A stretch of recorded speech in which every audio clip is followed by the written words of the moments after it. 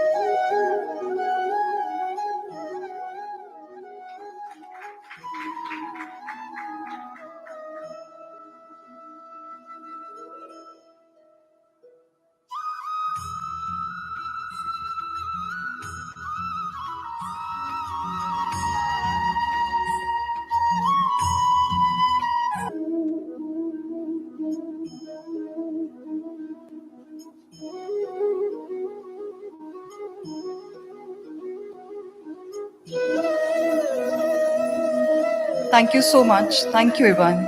I would really like to invite Dr. Anand and Sonali to present the token of appreciation to all the leaders who are on stage. I would request another moment from all of you, please.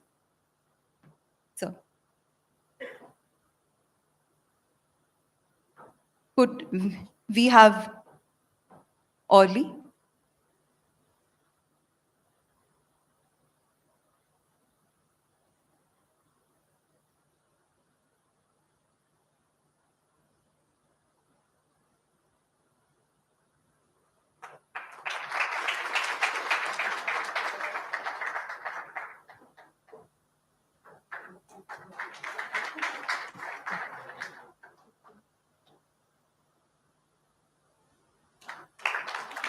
Thank you.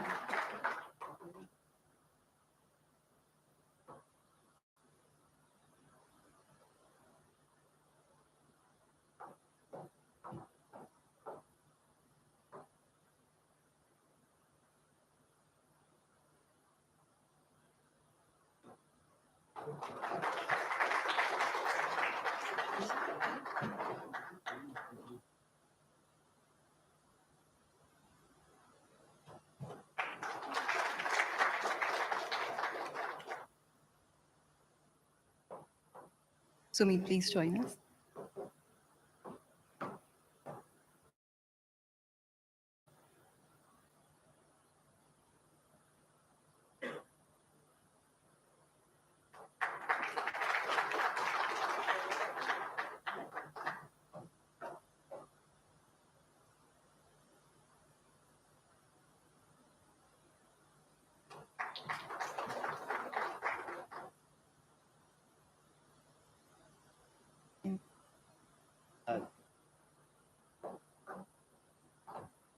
Sumit, please, if you could join.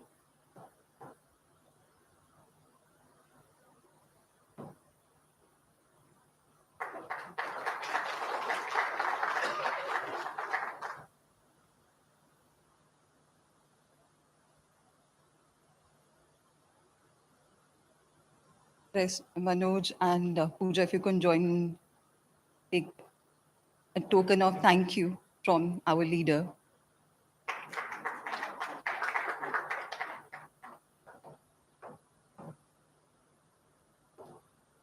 I'll request for a group picture.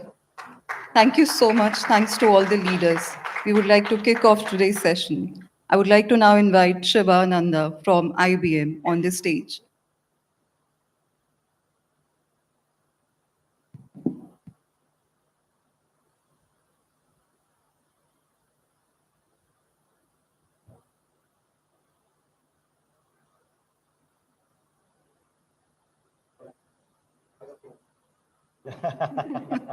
Thank you. Thank you, Dr. Anand. Thank you, Sonali.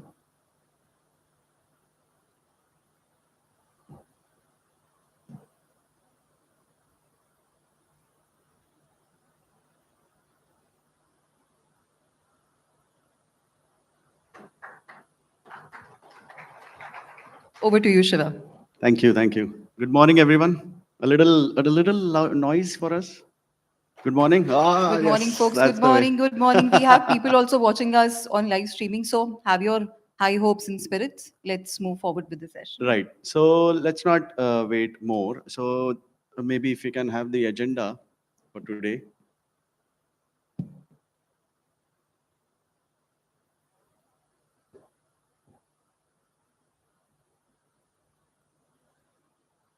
Okay, perfect. So that's where we are right now, where we have the opening remarks, and now Soumitra Limay is going to talk about Call for Code and what this short agenda is in terms of how you can use Call for Code for the benefit of the humanitarian issues that we face right now, right? So that is where we will be.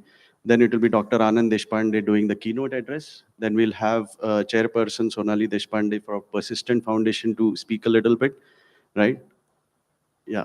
So, and after that, we will have just a short break, because there will be a bit of, prerequisites that you guys will have to do. That's the break is there. And we'll have the hands-on lab from Pooja and Manoj. That's the chunk of, the entire day's agenda, because it's very important and you'll learn a lot in terms of how IBM is doing, for Call for Code and for a lot of technology initiatives that you guys can use for.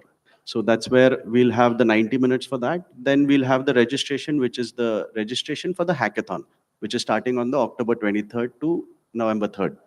And then we'll have just a quiz and some giveaways and closing remarks. So please wait until the end because we have a lot to give away. And you guys can get extra now if you understand why. so have a good day. And let's get started with Soumitra, if I can get you on stage. And yeah. If I can have Neerav on the stage to introduce and yeah.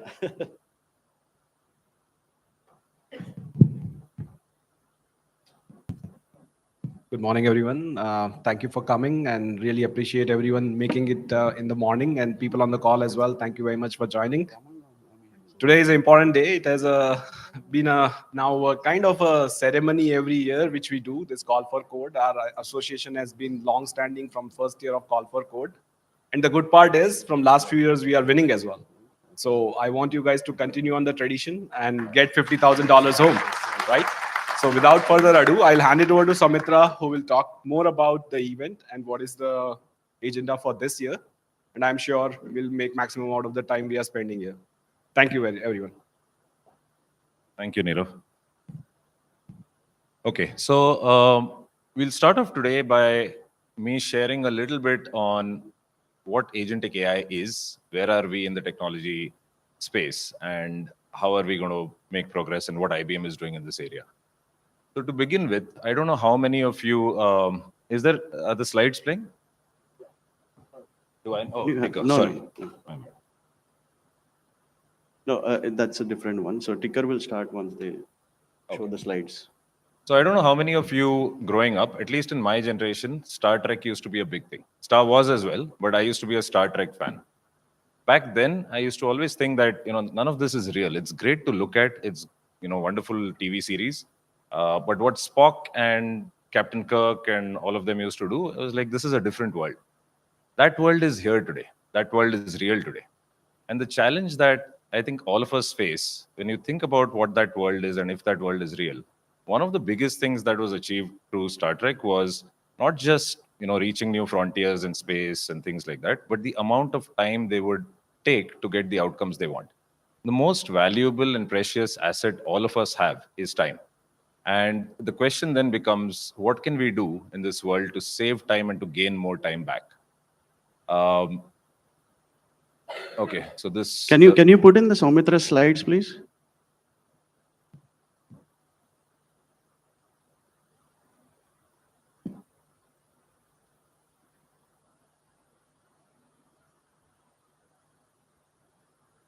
Is Star Trek something many of you relate to, especially the folks from colleges and universities, or is it just my generation? Yeah, anyone wants to... Good? Okay. So time is of the essence, and the biggest gain that AI in general, and especially the agentic world, is productivity, which really means how do you do more with your time? How do you get your time back? By the way, just a stat which may be of interest, average human being lifespan, we have 2.5 billion seconds, right? So now that's a valuable finite asset. How do we get more of that? Just to take a step back, AI, all of you, I'm not going to go through what AI, Gen AI is, but if you look at the progression through the last few years, it's been super rapid. This space is something that is innovating every week, if not every day. So right from AI that could generate for you with ChatGPT and things like that a few years ago, to AI that then started chatting with you, a lot of the AI chatbots that we have and things along the line, to AI that can now do for you. And that's really the agentic world, right? Where you have the think, act, observe loop. And it's autonomous. You don't really need to feed AI anything for it to make things work. Like, for example, think about travel planning, right? If you're traveling from place A to B, the agents actually tell you what the weather conditions would be, what is the most suitable, hotel for you to stay in, what's the best flight route to take, various parameters, whether you should get out to, look at some historical, sightseeing monuments, or how you should spend your time based on a lot of the inputs that you've given it in the past, right? So that's the world we do. And just to put it in context, if you look at the technology evolution versus the value from an enterprise organization perspective, this, and I won't go through the details, but we are talking right from 2010s when we had things like RPA. Then you have, the intelligent automation, things like that. If you look at the value to enterprise over the year, that's increasing. And we are coming to an inflection point through agentic AI where we really see this leapfrogging forward. A lot of the valuations that you guys know of companies that are focused on AI, they are astronomical valuations. Now we can also, one side of our logical mind says, okay, may not be all real, which may be true, may not be true. But the potential that agents and AI has in general, that is undoubted. I think the potential to make a huge difference to our lives. So what happens with agentic AI? With agentic AI, the biggest thing that happens is the front end that we have today and we work on becomes your back end. What that really means is, I'll give you an example from my company itself, IBM. So we've had agents across the organization. We talk about us being client zero, where we've saved around $3.5 billion just from using agents versus the older processes we used to do. There's a system we have called Ask HR, which is an HR system. We used to be on Workday. All of you, I'm sure, have heard of Workday, which is a HRMS system. We moved to something called SAP SuccessFactors, another HRMS system. It took me 3 months, and this is a real thing, to even understand that this interface has changed. Our technology vendor has changed for HR. And the reason for that is we have a front end interface, which is the same. It doesn't really matter what you're using at the back end. So today, when we look at HR systems, we probably, as a manager, as an employee, when you're applying even for a simple thing like leave, you go into Workday, you understand how that works. Then suppose you move to SAP, systems for HR. You're now thinking on success factors. What do I need to learn new to make the same leave application? Now it doesn't matter. You put in the same through the same interface. You say I want to leave, and it gives you the right information, whether it's approved or not, or whether whatever the company policies are. So the back end systems don't matter anymore. Or I would say today's front end systems will become the back end system. Right? Having said that, there is a big worry about a lot of agents coming, right? So we have agents for everything today. So there are hundreds, if not thousands of agents in an organization, and that leads to severe fragmentation. Again, these agents are from different vendors, right? They're from different technology providers where they have limited interface and limited interaction in your organization. They may not talk to each other. You have systems in your organization which may be on-premise, maybe on hyperscaler clouds, maybe in different places. How do you ensure that these applications are talking to each other? How do you also ensure that Gen AI use cases and everything around agents is not becoming a burden for your organization to really take care of and manage?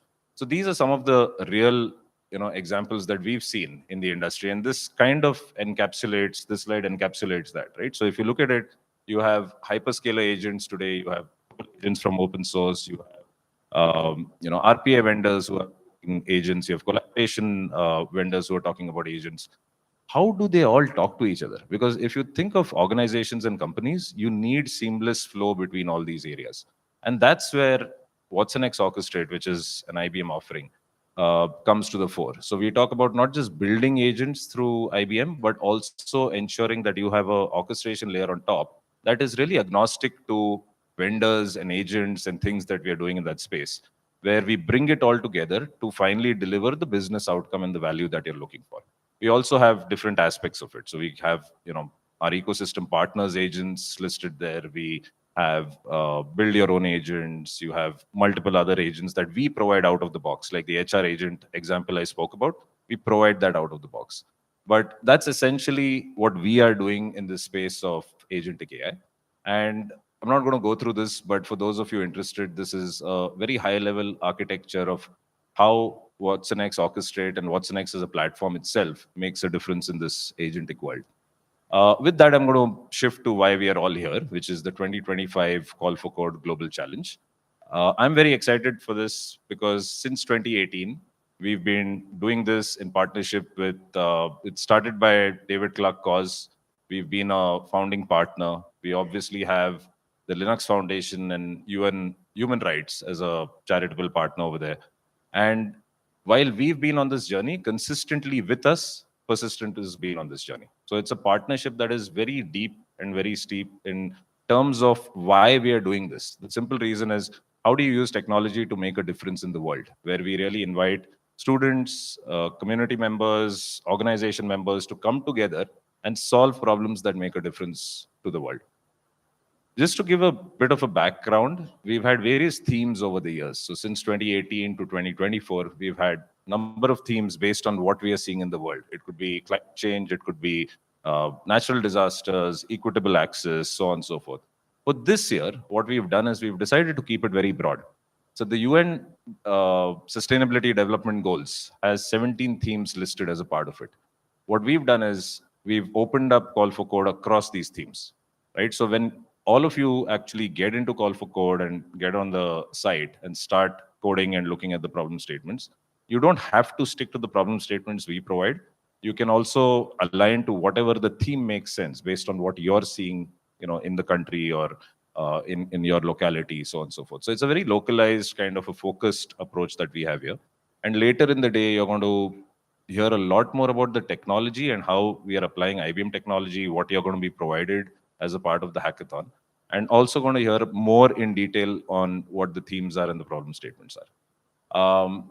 We have 3 technology areas. So we first of all are going to give you all cloud accounts once you register and all of that. But beyond that, you have Orchestrate, you have IBM models. We've just launched, in fact, Granite 4 has come, which is an IBM AI model that we've built. However, you're not bound by that. You may want to choose other models. You may want to choose other technologies. You need to use some of this, and I would say watsonx Orchestrate, because that really gets the entire agent story together. So with that, that's all I had to share. But with that, let me hand it over to Dr. Anand Deshpande to share a few thoughts on Call for Code and the partnership with IBM. Thank you.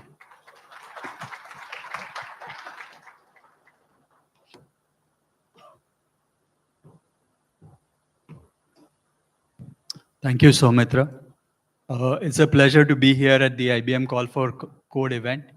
I've been here for the last several years, so it's good to see this coming back every year. And as was mentioned by Soumitra, we've been an IBM partner for Call for Code since 2018, when this was first started. And I remember when at that point Onkar was running it in the US, and he asked me if he can collaborate, and he had a vague idea. But we had been running Smart India Hackathon for many years before that, and we thought it'd be a good way to sort of take this and make it a bigger thing, and really we've been part of that.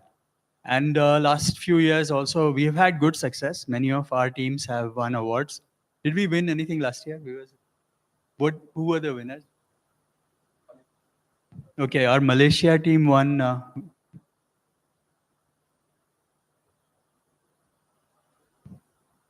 We won the runners-up award, and Malaysia team was involved for last year. And the year before, I think it was second runner-up, which we won. So And what did they build? Do you know?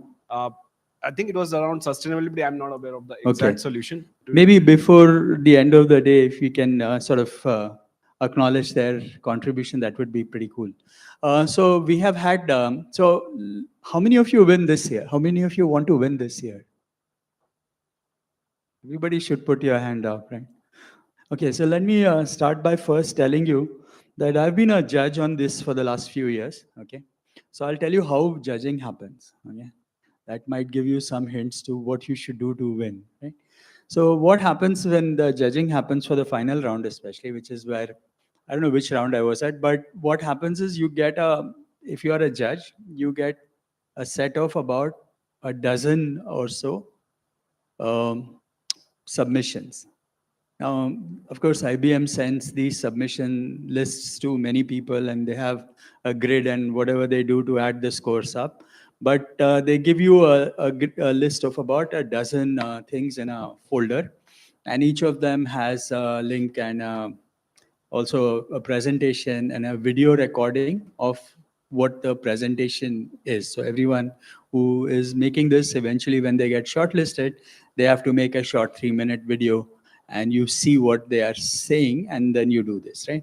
So you get about 3 to 5 minute videos from every one of them, and you see about 12 of these, and you fill in a form which has scores where you say, okay, on this round, whatever happened. Okay, now there is an architecture thing, and there is a discussion on the architecture and all of that stuff. There is a demo, all those kinds of things are there in the video that comes up. But if you are a judge and you have to go through these 12 things and you want to sort of prioritize which ones make sense, which are worth doing, what would be the first thing you would look at? Huh?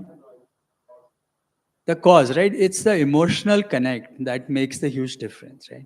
This is going to matter to someone who cares. And is the speaker who is speaking that emotionally and very passionately saying that this is going to make a difference to the world, okay? So that's the number one thing that comes up, irrespective of whatever. It may be the best solution, okay? Somebody has written something, but it's very boring. just doesn't, it does something very stupid and silly, it's kind of not terribly exciting, then they don't make it to the last list. So trying to pick something that is going to make a huge difference to the world, right? Now, this is a hackathon. Will it actually run and will it actually make a difference? Well, that's a later thing. But take these bold, crazy ideas that you think can change the world, right? So that should be your focus in terms of what you should try to build, because that's what really captures the imagination of the judges. And that's really how winners are decided. And some of you may have judged the semicolons as well, or the Smart India Hackathon, or any of them. And you will find that the same thing happens. You got like 5, 7 minutes, 10 minutes, somebody's going to present. How you present and the excitement that was going to create the imagination of these crazy problems that are going to change the world are really what make the difference in terms of winning versus not winning. So suggestion to you, pick some bold ideas, things that are going to make a huge difference to somebody or the other. Don't pick something which is very trivial. Don't do a social media application, because that is good, but today there's so many of them that's not that exciting anymore. And say, okay, I'll go put up a place where you can decide, put your time on what time you're going to do cleaning of the beaches and all. That's all good, but those are now past. Now you have to think further. Now, this year, and I think everywhere, the buzz is all about AI, correct? So one has to use AI for solving all these problems today. Now, one thing that was not mentioned by Soumitra is that we actually have a very good set of AI platforms, which are persistence platforms for AI, including Sasva, Iora, and many others. And I would like the persistent leadership team to go talk to the right people in the company and ensure that our teams, at least, maybe even others as well, get access to the tools that we have built, which can actually make a huge difference. And we are seeing a lot of action in the market for working with our tools. Okay, so we can do some very cool things to get this going. And also with agents, it is very, you can build cool demos very quickly. Okay.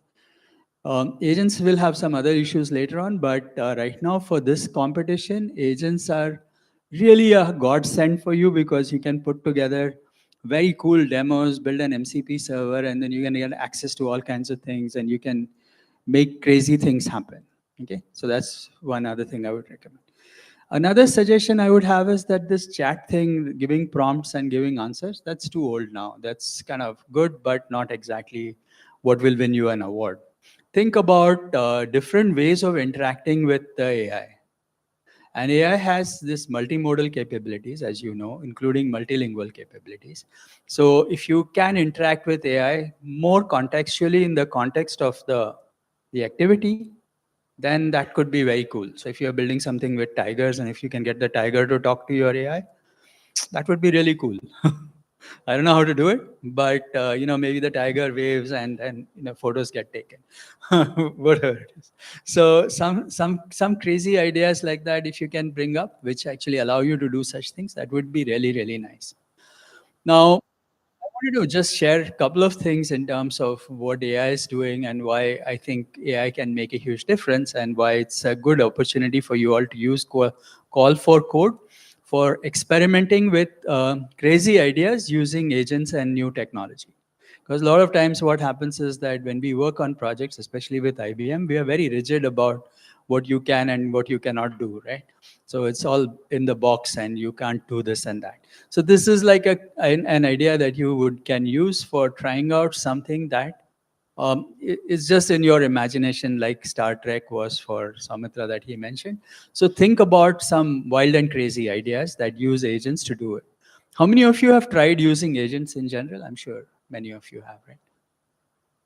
Okay, so that is possible. People are nowadays talking about these one-man unicorns, right? So they're saying that you can build a whole system using any of these, Cursor, Replit, all these other tools, to build software that can be built very quickly and efficiently. So you can build a whole company with very few people in it.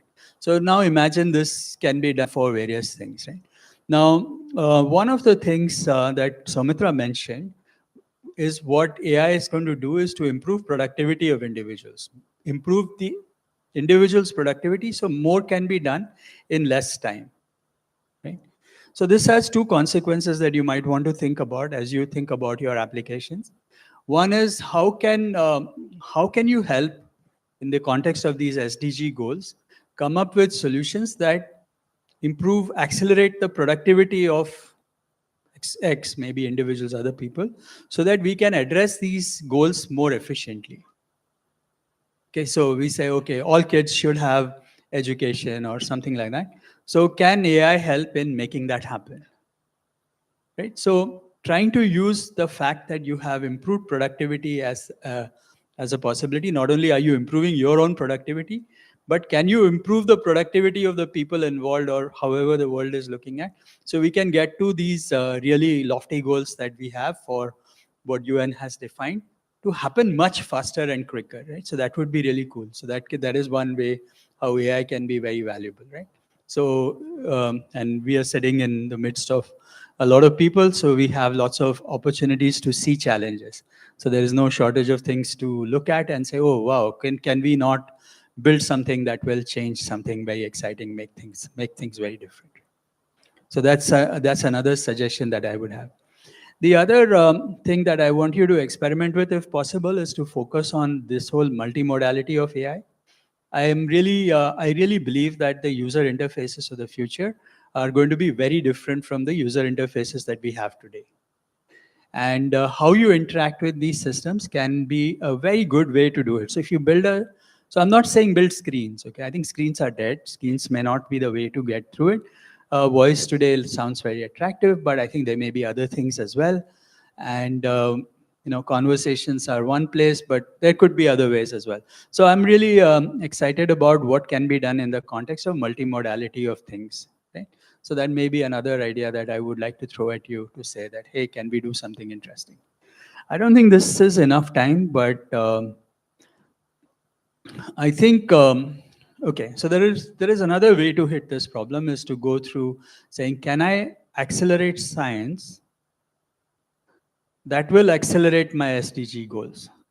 Okay, so if I can, so I want to give pure water, is there a system that I can build that can create the tools or testing or whatever else that can make pure water happen faster? So I'm accelerating the science that can make the water happen very quickly. So that's another one. Now, this is not part of the SDG goals, but the other problem that I've been thinking a lot about is that, okay, if productivity improves, everybody is very productive, and you can get all your work done in 10th the time, what will you do with the rest of your time? Okay. So while SDG doesn't talk about it, I think AI is going to build nice games and activities so that you have some work and play as well that will help you do something with your time, right? So that's another one of those that you might want to see. It's not the SDG goal yet, but eventually it will be one, because AI is going to do everything. And what will we do, right? So that's again another question. So we'll have to have an SDG goal to keep people busy and mentally excited so that good things happen. But let's see, we'll get there in a few years. I think the 2028 call for code might come to that. So I think it's a very exciting time. I would like to thank IBM for first allowing us and involving us in this for the last 8 years now, 7 years plus. I'd like to thank Soumitra for being very generous. He comes to our events every year, and despite his major responsibilities, he sort of makes it a point to be in Pune for our event. So I'd like to thank you and the IBM team. Many of you have traveled from all over the world. So thanks a lot for being here. We really appreciate your presence and value your partnership and the support that we get from you. And I hope, what we can provide you for this and other such challenges would be something that will help all of us. We all want to make the world a better place. So that's really why we are all here. And this aligns very well with it. So thank you very much, all the IBM team, for doing this. First, I must say I'm really disappointed that this hall is empty. This should have been very full. I hope there are enough people watching this online to make up for the fact that the seats are empty here. Okay. So I'd like to sort of tell the IBM team, guys, you are not doing your job well to bring people here in this room. You need to do something on our side to make sure that a hall like this does not remain empty. And if you see now, we have a very jazzy hall now. We have a nice video wall, a queue wall, everything here. So it'd be nice to have people coming here and listening to this great setup and everything else that Samitra and team are doing and all the demos that they're going to do. If sparse hall like this feels really odd when you are speaking from here. So I'd really like to see next year when we are here, we should have an overflowing hall. One of the things I'm told is that if you want to fill the hall for young people, you need to bring some influencers or people who are whatever, actresses or whatever else, whatever it takes. I don't know what it takes to attract the Gen Zs or the young people, but maybe think about something like that as to saying, how do we bring them here? Because if we need them to change the world with us, okay, so that's why it's important to have the young people give crazy ideas to all of us to make this happen. I'll not take any more time. I now invite Sonali, who will, well, sorry, I should give it back to you and then she will invite Sonali. So thank you very much for inviting me. I'll hope to see us, our teams be on the winning podium. We haven't made the number one yet. One of these days, why not this year? Let's try to sort of win this thing rather than just be one of the mentions in the list. Thank you very much. Thank you. Yeah, as Dr. Anand rightly said, Sonali Deshpande, can we have your session right now? Yeah. So can we play the film first, what she has given? And then she'll be on the stage.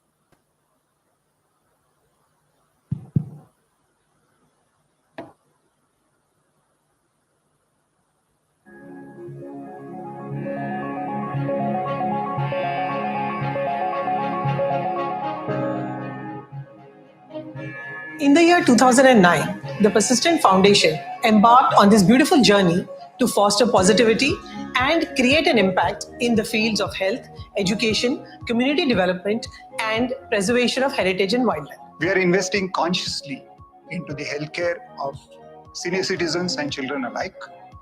And for that, we have teamed up with hospitals, charitable organizations, and NGOs. Cardiac surgeries give a second chance to these children in their life. Cleft surgeries are nothing less than a miracle. They not only correct the deformities, but they also build self-esteem in children and their families. We also work to help hearing-impaired children with cochlear implants and speech therapies so that they can communicate with the outside world far more confidently. Through cataract surgeries, we have helped thousands of elderly people to regain their vision and independence in their daily life. The education systems determine the future of a nation. Our effort is to give equal opportunity to every less fortunate child to build their identity and shape their career. We provide infrastructure, facilities, training programs, scholarships, and financial aid to help them unleash their full potential.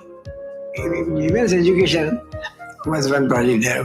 The Kiran Girls Scholarship, a flagship initiative of Persistent Foundation, has empowered over 500 girls to pursue computer and IT engineering. Our mentoring programs provide them with a deep understanding of the corporate landscape, giving these future professionals a competitive edge as they begin their careers. Along with education, our focus is to fulfill nutrition need of every child. We provide kids with healthy breakfast and wholesome meals so that their bright minds can focus entirely on education. The nutrition has become a means to draw them into schools rather than pushing them into child labor. Physical fitness plays a vital role in child's growth. Through various sports activities, they learn team building, coordination, leadership, along with cherishing friendships. This builds a strong foundation for them to enter the competitive world with confidence. It is important for the new generation or the new people to be able to stand on their feet. How do we enable them? Skill development is one part of it, but apart from skill development, people also need to get jobs. Our partnerships with various foundations enable us to reach grassroots levels. Youth from marginalized or disadvantaged backgrounds are provided with opportunities to learn and carve out their identities and future. We support these individuals through training programs tailored to enhance their skill set, facilitating the tools and technology required to leverage their newly acquired skills effectively. Our cattle breeding program plays a vital role in the community. By providing nutritional supplements and regular vaccinations, we significantly improve livestock quality and productivity, guaranteeing a stable dairy income for local families. We advocate for growth that nurtures both human progress and environmental well-being. We have implemented various initiatives to enhance the environment and conserve biodiversity. We collaborate with the Forest Department and NGOs to support tree plantations at various locations. We have planted over 1.5 lakh trees across 250 acres of land in different villages across the nation. In villages, we are working on soil conservation and water conservation projects and building wells. This improves availability of water in these villages for a longer part of the year. To reduce the impact of climate change, we are focusing on renewable energy, and we're installing solar plants in both rural and urban areas. By harnessing solar power, we can significantly cut energy expenses, freeing up resources for other essential needs. Through all these projects, we continuously strive to minimize our environmental impact and contribute to a healthier planet for future generations. There are limitations of the forest department. They don't have adequate ambulances or vehicles which can transport animals in case of an injury. One of our projects addresses this very need by providing a dedicated animal transportation truck to the forestry division. By enabling forestry authorities to respond swiftly to wildlife emergencies, such as animal injuries, human-wildlife conflicts, or illegal trafficking incidents. The truck facilitates the transportation of animals to veterinary hospitals for treatment or rehabilitation centers for care and eventual release back into the wild. So social responsibility for us is not just providing facilities and funds, be it environment, be it education, be it empowerment, heritage. It's about the enthusiasm with which our people actively participate in each of these activities. Because finally, when they are making a world a better place, they are always making a better version of themselves. The 23,000 employees that we have at Persistent Systems today are very eager and keen to contribute and work along with the Persistent Foundation team to make a difference to the community. The fact that we are looking at 15 years of the foundation where the law came 12 years ago is indicative of the fact that Persistent is committed to its social cause much before the law came. I'm really delighted and I want to congratulate Persistent Foundation on completing 15 years. I expect that in the next few years, as the company grows, the contribution that we will make both financially and through volunteering help will be very impactful and make a difference to the community that we are part of. खूप थोड्या संस्था अशा असतात की ज्या आपल्या कामामुळे आपला ठसा समाजामध्ये निर्माण करू शकतात. ह्या संस्थांमध्ये पर्सिस्टंट फाउंडेशन ही एक अग्रेसर अशी कंपनी आहे की जिनी गेल्या 15 वर्षामध्ये आपल्या विविध योजनांद्वारे समाजासाठी खूप कार्य केलेलं आहे. I am very grateful for having been given this chance to be able to help others. I am very thankful to all our board members, trustees, and the employees.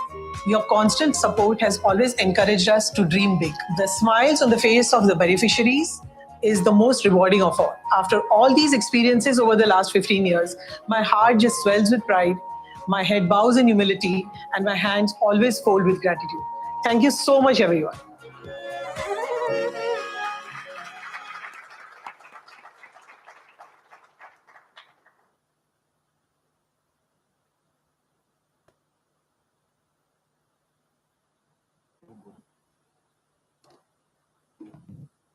Good morning, and thank you for the applause. This is what we achieved in the last 15 years, which was last year, and we've added some more numbers because we completed 16 years this year. Thank you, IBM, for inviting me here to talk about the CSR that we do at Persistent. First thing I want to say is we don't use any AI. We do this all humans. NGOs are humans, our team members are humans, beneficiaries are humans. So, but we are always trying to keep up with the technology because, you know, we are part of a software company. Just a little bit of a story. some months ago, Persistent employees had participated in a hackathon where they won first place, and the app that they built was for one of the NGOs whom we work with, and that app is now being used by the NGO, and they say that good positive feedback that they are able to apply technology to go about their work. So they are a fabric and e-waste upcycling organization, and their main problem used to be transportation of these things, fabric and e-waste, from the various centers onto their center, and to track the distribution and the collection. So apparently, this app, which our employees built in during the hackathon, is helping them to do all these things. So some technology, no AI yet, but maybe people like you who are going to participate in this call for code event could be building, since you are working for SDGs, you could be building apps for in general for NGOs to use, so that they can upskill themselves with technology, which would, like Anand said, which would make things easier for them and faster, and they would be able to donate and dedicate more time in doing other things. Because as we know that the NGOs, their main problem is administration and developing a system to track their activities. And since now so much of CSR funds are going into NGOs, because suddenly the CSR activity has increased over the last 10-12 years, they do need technology to grow themselves. So like we call it capacity building. For that, technology is required. So I would just like to, that's why I gave this example, just like to request you guys to, and like Anand said, may the team win who has the wildest and craziest ideas. And hopefully those ideas can actually practically be implemented by NGOs and other people to self-sustain and to achieve the SDGs. So all the best to all the participants who are online and who are here. And may you build good solutions to help CSR grow more in this country. Thank you very much for calling.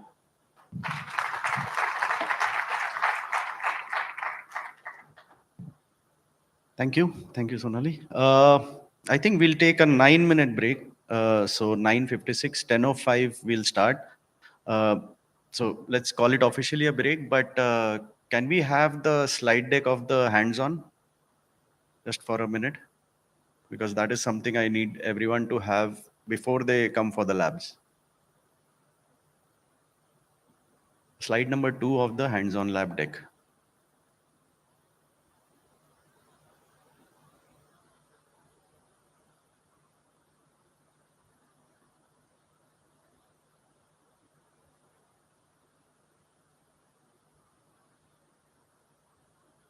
Yeah, the slide number 2.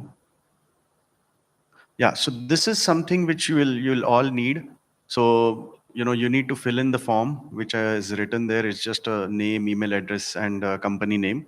And you will need the file access over there, so you can type it on your laptop on the URL, whichever Chrome, Safari, anything that you use. And please have this ready before the session starts. So let's get back at 10:05, 10:06 at max. Yeah, thank you very much.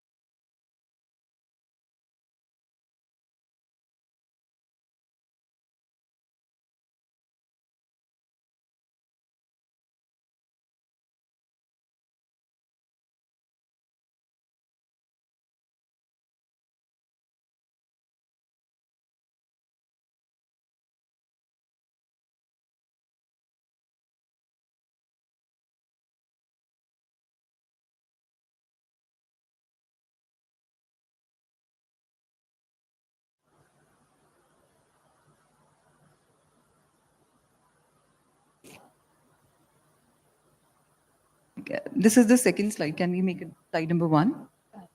Perfect. So we would like to welcome Pooja and Manoj on the stage. Pooja is already there, and we are just waiting for Manoj to join. Just a couple of minutes, and we will start the hands-on session. It would be a great learning for all of you for sure. Thanks, Pooja. Hi everyone, very Hello, good morning. hello. Am I audible? Hi. Okay. Hello. Hello.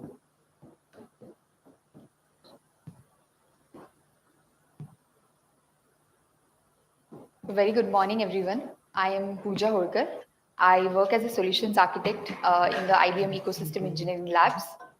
So today, primarily, before we dive into playing around with tools and agents, which we have this session is for, just a glimpse and going back to what exactly and why we are so much interested in the tech space in building agents, right? Before we run into this, I hope all of you are able to access the links which are being given. You would have to download the data, all of the data files which are in these links.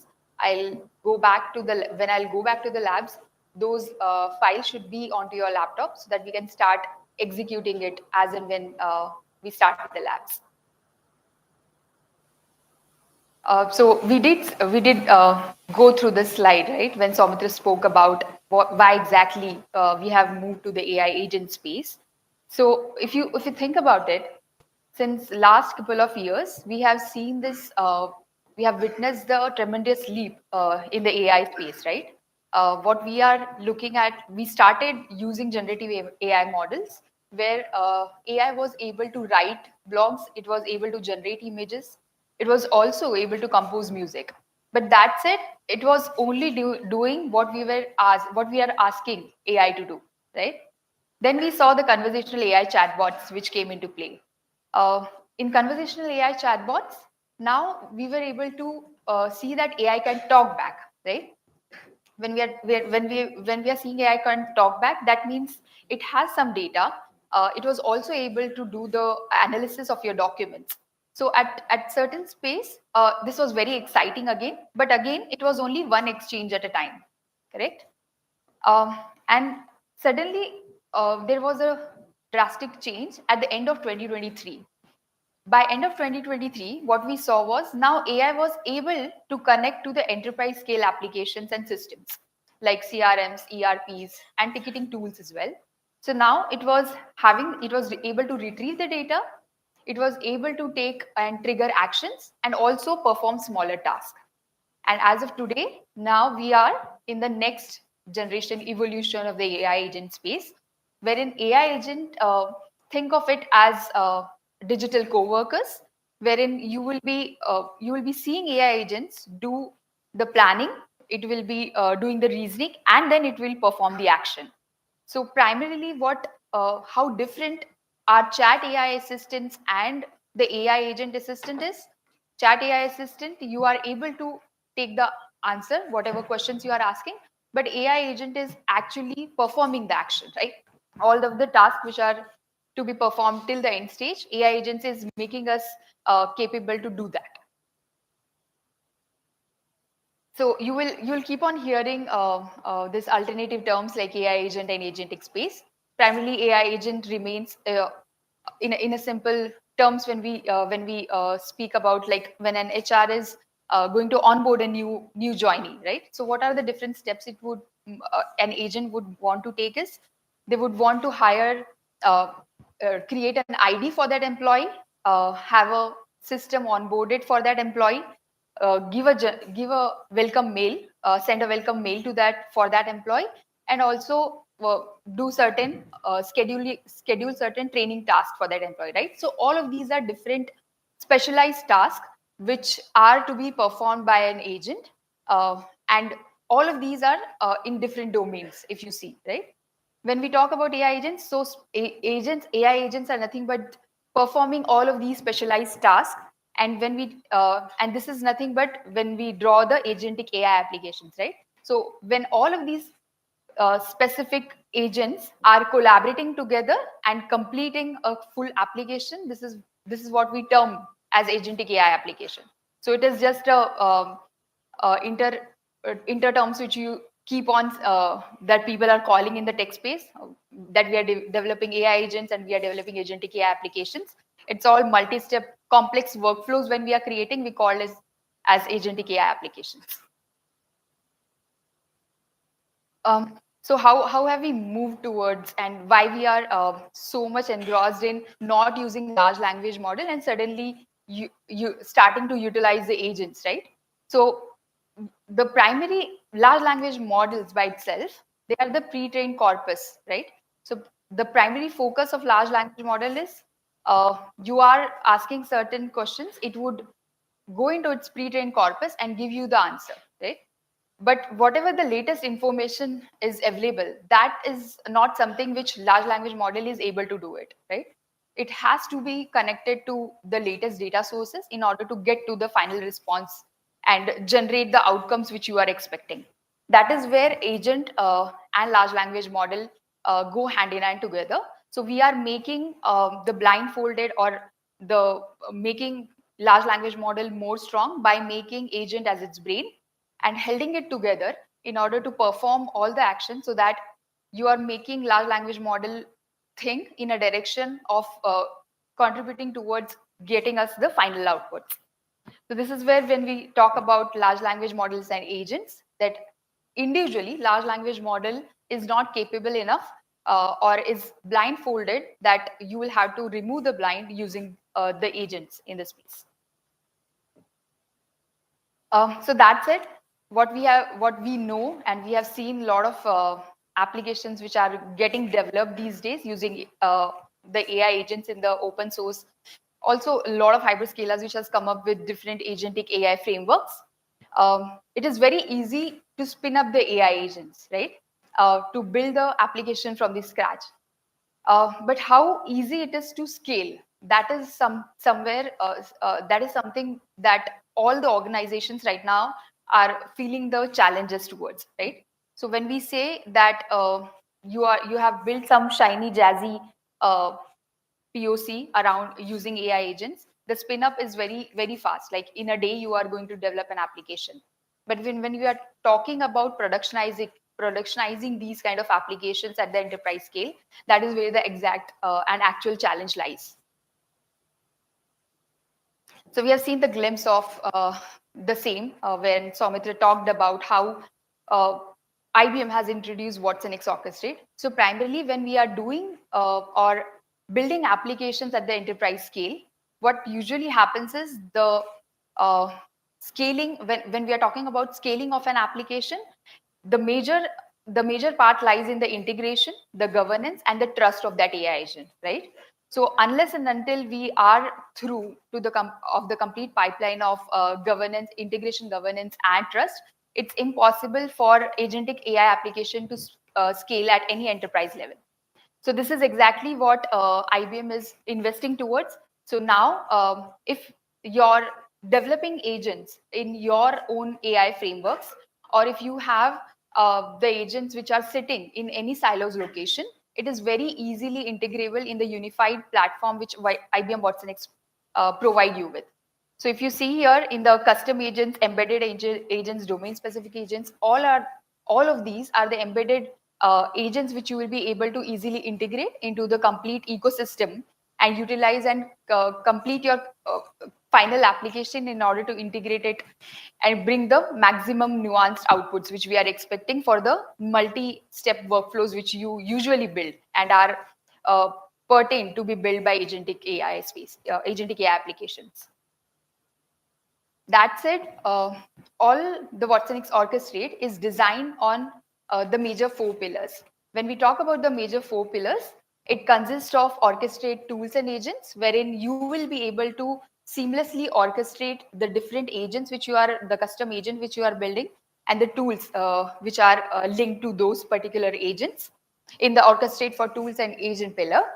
Then comes the pre-built AI agents. So orchestrate is now providing a lot of pre-built domain agents. So be it HR, be it finance, be it procurement, or be it IT. So if you are developing an application for example, where the HR space has to talk to the finance, right? Or procurement has to bring up some supplier information. So all of this integration is seamlessly possible within Orchestrate using the pre-built agent. So what exactly pre-built agent helps us do is spin up the pull up the agents which are onto the platform, and you utilize that template, do the customization according to what you would need, and if not, directly use the same customized template and develop a full-fledged applications within no time. And finally, build your own agent. As what IBM's strategy is that wherever the partner have invested the money, right? So if you have built the applications or the agents in some other AI frameworks like Crew AI or LangGraph, we are not restricting you to completely remove and trash out the agents which you have built. We must be utilizing each and every piece of code and integrating it together within Orchestrate in order to build the complete successful pipeline of agentic AI applications. So this is exactly where we give this capability of build your own agents and bring your own agents onto the Orchestrate platform. So if you have built in any of the AI framework, you can bring your own agent onto the platform, and the integration is very seamless for your complete applications. And finally, like I said, when we are talking about the enterprise level applications to be scaled up, the major thing or the major layer consists of the observability and governance, right? You should be very well aware of how exactly your agent is behaving, why exactly your tool is failing, right? So all the traceability or all the governance of why it should behave the way it should behave, or if there is certain drift when you have deployed the application, like we have in a SDLC lifecycle, the agent lifecycle should also be very much aligned like we do in the software development lifecycle. So this is where our final layer of observability and governance come into play for all the AI agents in orchestration. This gives you a final glimpse of IBM Watson Orchestrate reference architecture. These are all the building blocks around which you will see a complete enterprise scalable application, how it is developed.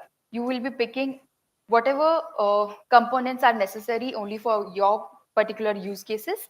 But the major block where the Orchestrate, the reference architecture gets divided is into build and manage and deploy and use, right? So build and manage primarily all the low code, pro code, or no code tooling is available here. So if you are not interested to build from scratch anything, the pre-built agents will help you expedite the process or speed up the process of building your complete application. So this is in build and manage, you will get all of these different capabilities. Along with that, if your application is sitting in some external systems, how you will be able to call these external APIs onto the Orchestrate. So this is a very important piece where we keep on speaking about bring your own agents. So all of these different layers using the customized ADK and low code engines using the agent builder will fall under the build and manage portfolio layer. The other layer is the deploy and use. In deploy and use, primarily, what we are providing you is with the pre-built agent, like I mentioned. Along with that, all the third-party agent and custom-built agent. So, for example, Persistent, we are already working with Persistent in the space of AI agents, and whichever is the generic or Persistent would want to expose the agents, which can suppose be used by other vendors as well. So that is very much possible to be hosted on IBM Watson Orchestrate using Agent Catalog. So whichever use case we are working on together with different partners, for all those partners to have this handshaking with IBM is very much possible and be revenue generated as well using Agent Catalog. And finally, how are we talking?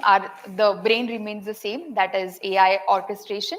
And you will see how your controller agent, that is your main Watson X AI orchestration layer, is able to think, act, reason, and then route it to a right tools and right agent and reflect back so that every the whole crux or having a agent in place is that it continuously improve with every iterative loop, right?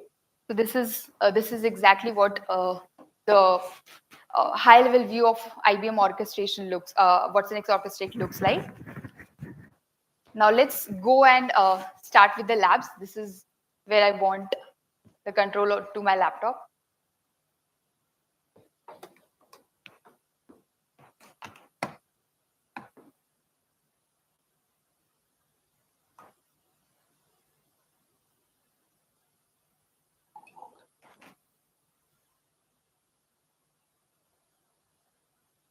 Okay.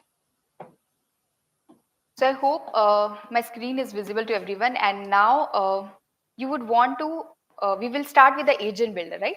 The agent builder is our low code builder tool, wherein from the UI, you would be able to quickly spin up any of the agent, build the agent from scratch and start understanding how exactly we will be able to import these tools onto the platform. So from here, you would have to download this agent builder lab guide. I hope all of us are able to see and download these.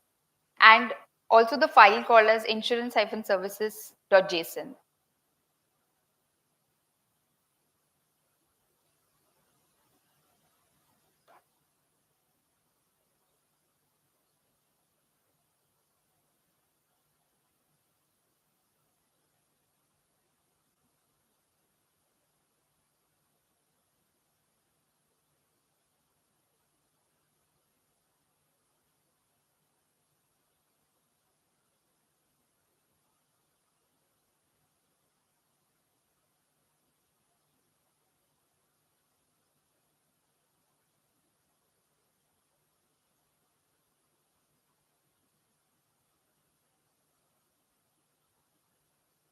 So while I'm starting, all of you should have to log in into the cloud.ibm.com with your approved IBM ID, which you were able to start with. IBM watsonx orchestrate, I hope all of you, yeah. Box link you are not able to access?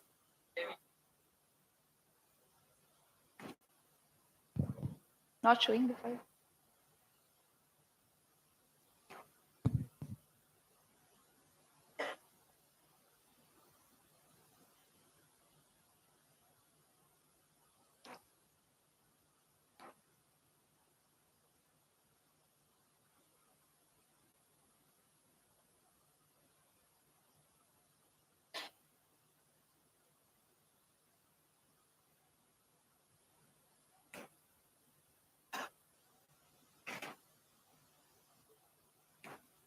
That's then able to access.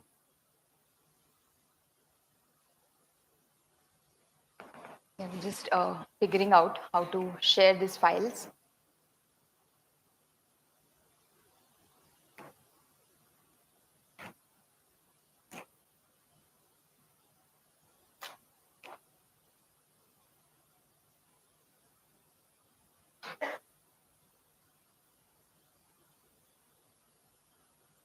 Okay, meanwhile, can we log in into the cloud account? Let's just at least open watsonx orchestrate by the time we are figuring out the access to the box. So you have to log in cloud.ibm.com. So I hope you have already joined and joined this account, the persistent 2025 account.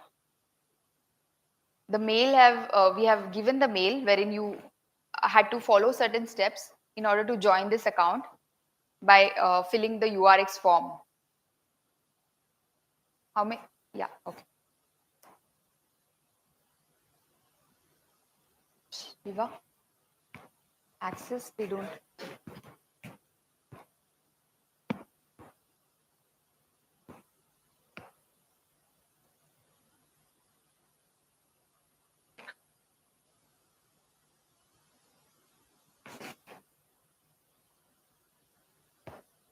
So are we in at least cloud account? We'll see for the box files. Once we are in the cloud account, we will go in the resource list. This is a hamburger menu. The third component called as resource list you will have to click. Once you click on the resource list, under AI/machine learning, you will see watsonx orchestrate, watsonx-hackathon orchestrate as an instance. You have to click on that instance.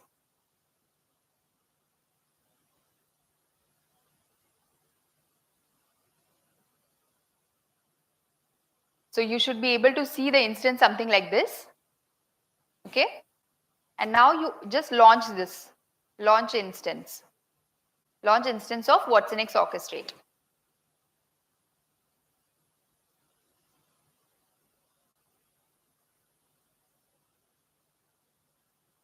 And on the side, you will need to open, once you get these files, the hands-on lab guide for agent builder.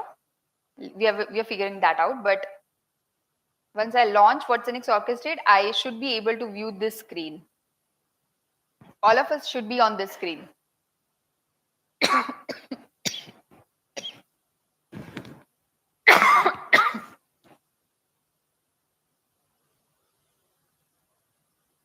We are on the screen.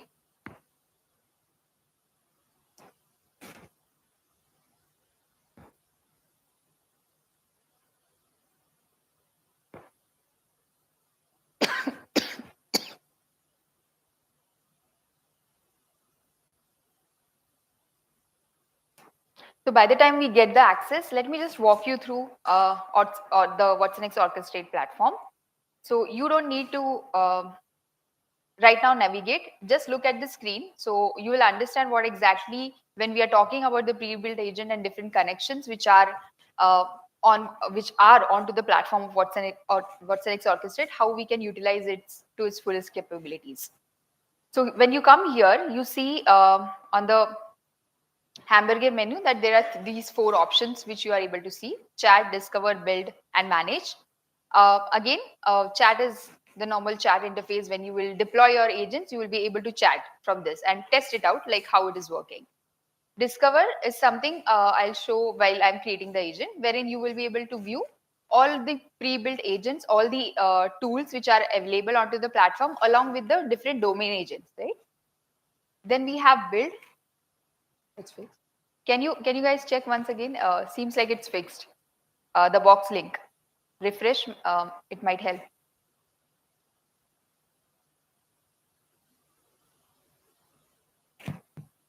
Yeah, so try it now. Refresh it maybe, or close the URL and then try it again. I think it was bit.ly/labs.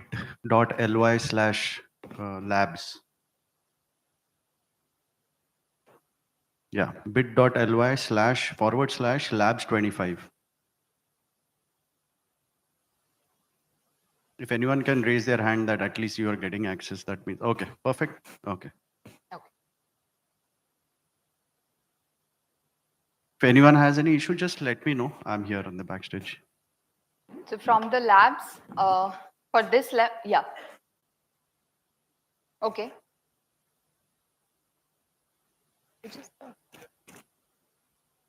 the CFX, that form one, they are not able to fix.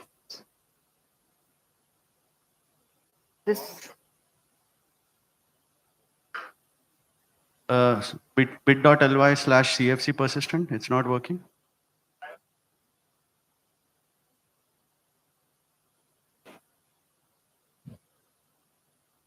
Hello? Hello? Yeah. Yeah, so when we try that and when we use our persistent ID, it takes us to the login, but then it says access denied after that. Did you get any email after that? Because it should take 1 or 2 minutes once you put in your email address. All the email addresses of the registrants have been put in. So Okay, no, we still haven't. Reena, is it the persistent firewall or something, or no? Hello?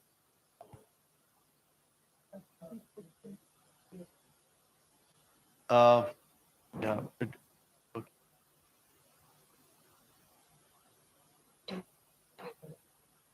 Yeah, the Zscaler is not allowing us to go further. It is blocking. Okay, you have applied. Maybe try it in incognito mode again. But persistent laptop doesn't allow incognito mode. Yeah, personal hotspot. Maybe you can try from your mobiles. That will be at least, Yeah, just to we fill can in try that. that. Because it's just a form that you have to fill and all the accesses are done. Then you can switch to your Wi-Fi again. Okay, okay, we'll try that. Yeah. Because if this is working, this is the IBM one. So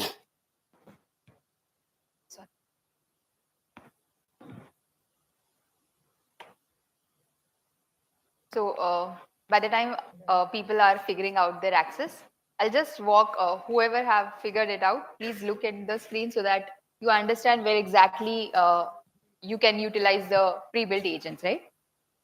So I was here. In the build, you will see the agent builder and assistant builder. So our very first lab, we will start with the agent builder. It is a very simple lab wherein we have hosted an external API onto our code engine, which is again the application where you can integrate deploy our applications and have the final URL to be integrated anywhere. So for the purpose of showing you that even when you will be building in any of the external configurations, how you can pull in that external API into watsonx Orchestrate, right? So for that purpose, we will be using Agent Builder. We also have the MCP lab and a very basic workflow lab. So that would help you understand how to use this no-code tooling. And using MCP, you will be able to pull in the tools which you have hosted onto your MCP servers. The other is Assistant Builder. Assistant Builder is again the deterministic flow. It was earlier called as Watson Assistant. Now it is called as watsonx Assistant. But again, it is not an agentic builder or meant for the AI agents flow, but primarily for the normal chat, AI chat, conversational chat kind of application, which you can build using that. So we'll not be touching this because we are focusing on the agents.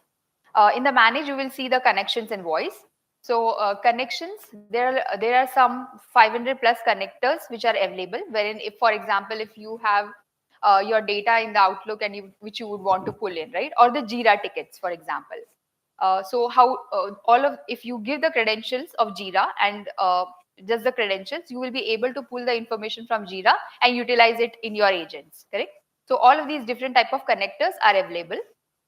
For the voice, like Anand mentioned here about you creating different modalities of kind of use cases. So for that, voice is also enabled right now within the Orchestrate platform. So you can utilize this functionality, which is the newest edition, which we have announced in the Tech Exchange, which just happened some 7 days back. So now I come back to this screen where you are able to see create new agent and manage agents.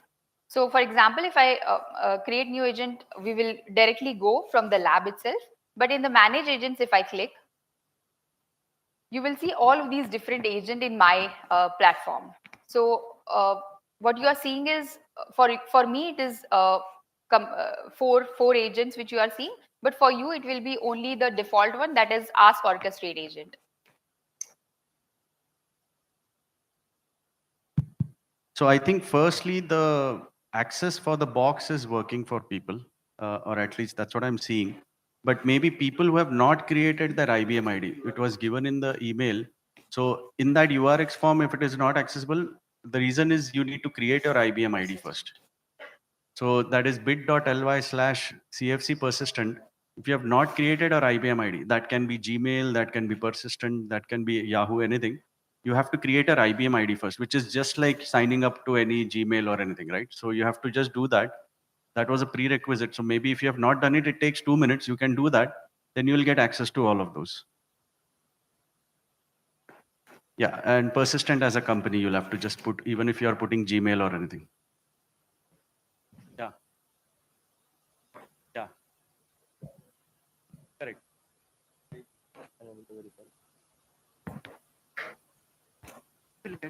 You will get an email saying that you have got access. Yeah, you got the email. And then, You have to join the account. okay, and join, there is permission error. Okay. Maybe request account, yeah. Because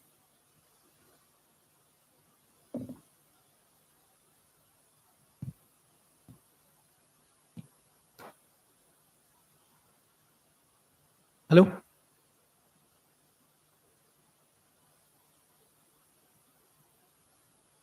Yeah, so exactly. Thank you. Yeah. So you should, you should get this in like couple of minutes. So all the people who have registered for this event, that's where, you have been in the back end added all the names, like 400, 500 registration.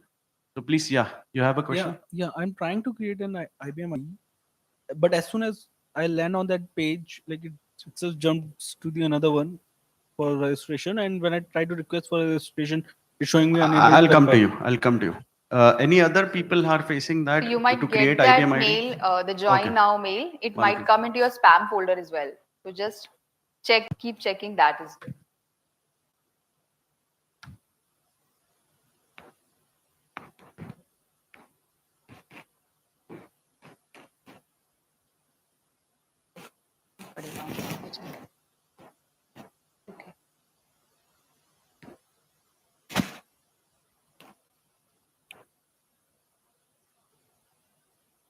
Should I continue? Okay.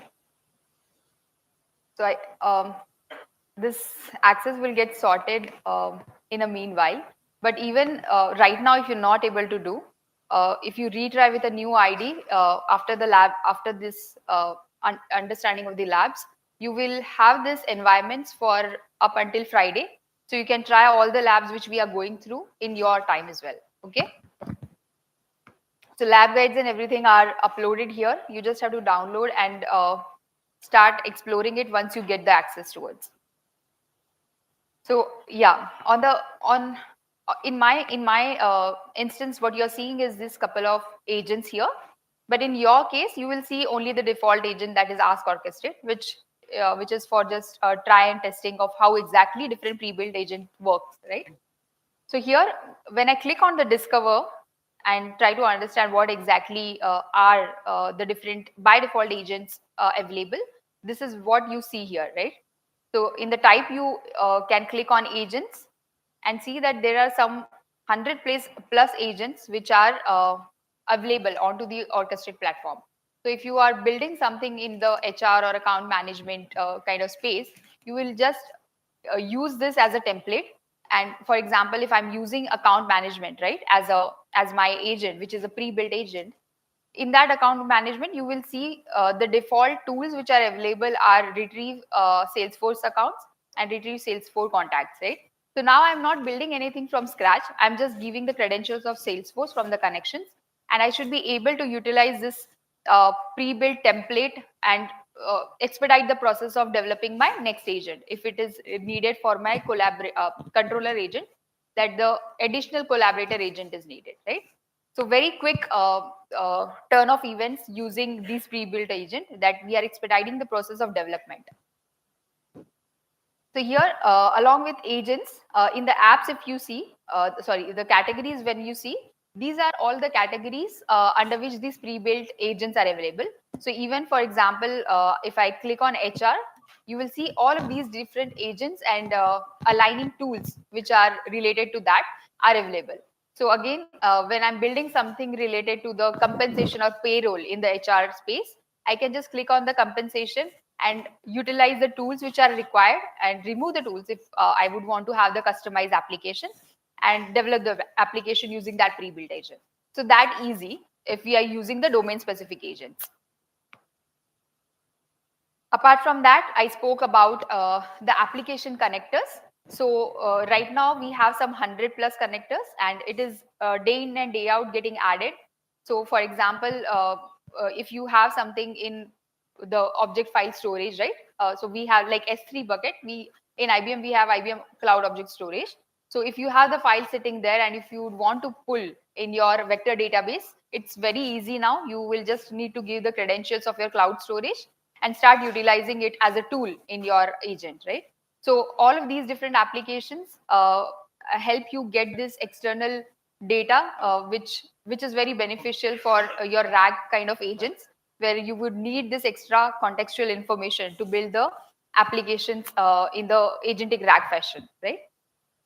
So all of these different agents are available: Slack, SAP, ServiceNow, right? Twilio, and so on.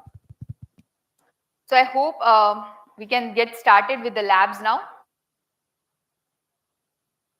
the people who have the access, you start doing with me whatever I am doing. We will do all the steps side by side. Okay, you have to open the labs which we have given. This is a agent builder lab which we will start. So while people are having access issues, just a note that everyone will get access tonight. Yeah. The lab environment is available till 18th, right? And whoever has tried to use a different email address than what they registered yesterday will have this problem. But tonight you will get this access issues resolved, and they will provide via Reena the entire instructions of what she's doing right now. And because the lab environment is available till 18th, you guys can follow it, not just now. That's the only catch.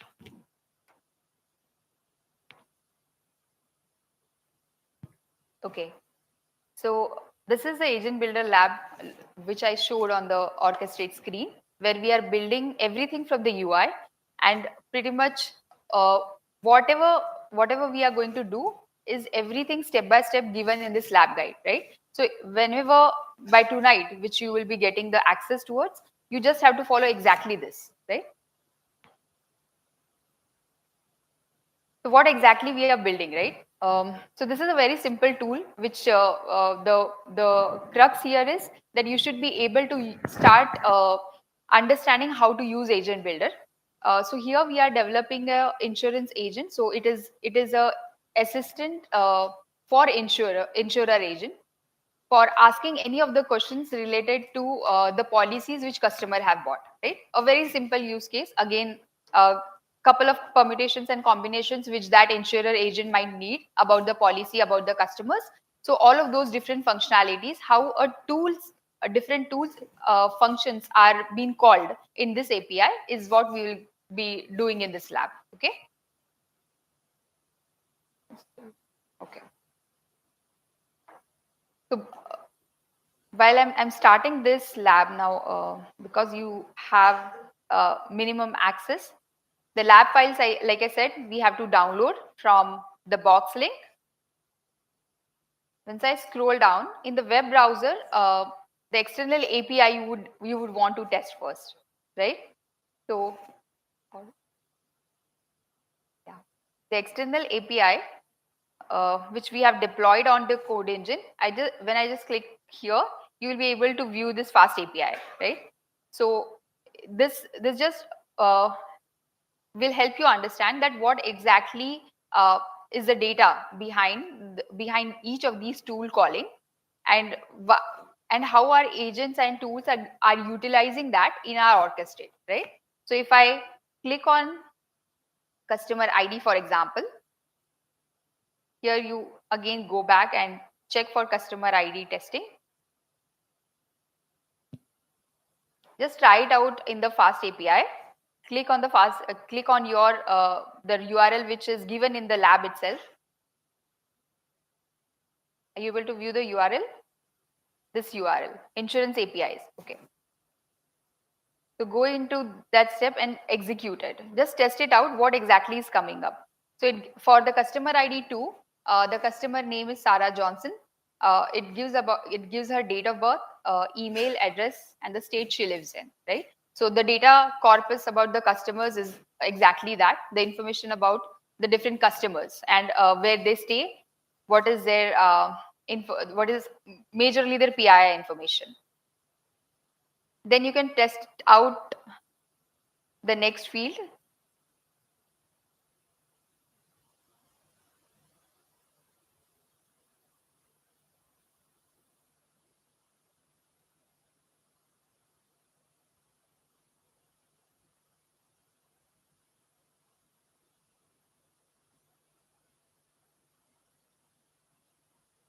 Yeah. The next tool which you would want to test it out is again the policies pertaining for each of that customers. Again, type customer ID as 2 and execute it. And you would see that these are the different policies for that particular customer ID which is in place, right? So majorly for the product called as boat, for product called as RV, and then pet, right? So all of these different policies are in place for that particular customer ID, that is Sarah Johnson. So you can test it out, all of these different API calls, so that when you are importing all of these tools onto watsonx Orchestrate, you will be able to view exactly how the information is coming from. Again, for the state, you would want to try and type in the API call of state, customer state and state. Try it out and maybe type Texas, because in the database we have the state called as Texas, right? So once you see here the different people who are residing in the state of Texas, you get the full information. And all of this data we have stored in MySQL database. So at the backend, the API is hitting MySQL database and pulling up the information here. So pretty much the API calling which we usually get the information from. So now we'll start with our agent creation. People who have the access, we'll start the agent creation for now. I've launched, you have already launched your watsonx Orchestrate. Now we'll start with creating a new agent. You have to come at step number 2 after launching the watsonx Orchestrate.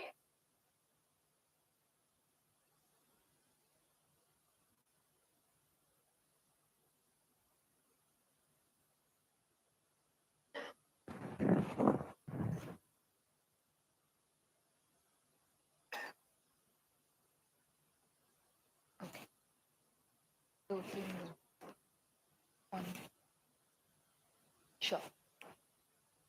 So before we start building any agents, do we have any questions regarding Orchestrate? I missed on asking that part. We can take up the questions before we begin creating any agent. Go and check if they are able to create. So this line have it. So we'll help you around when we are starting to create it. But as and when you go, maybe you'll have more questions in order to understand how more tools and agents can be onboarded onto Orchestrate, right? So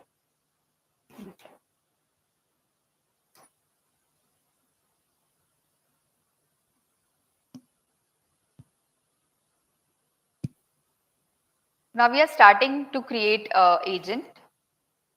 If you come here, right, in the agent builder. So now again we will go on to the hamburger menu, go on to the build section, create agent builder. I was onto the same page, but for you to go into the exact state where we can create an agent, this is where we are coming. Here, create agent, do create agent.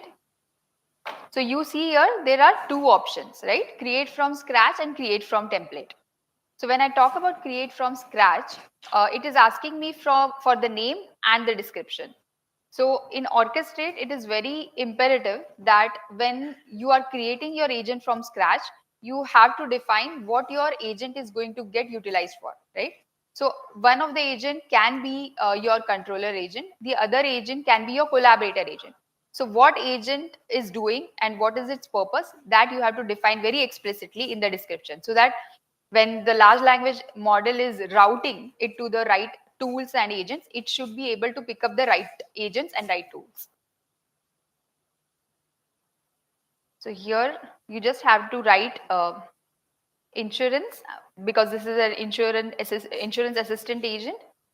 I'm giving the name as insurance. Copy it from here, step number 5, and copy this description. This agent retrieves information about customers and their policies,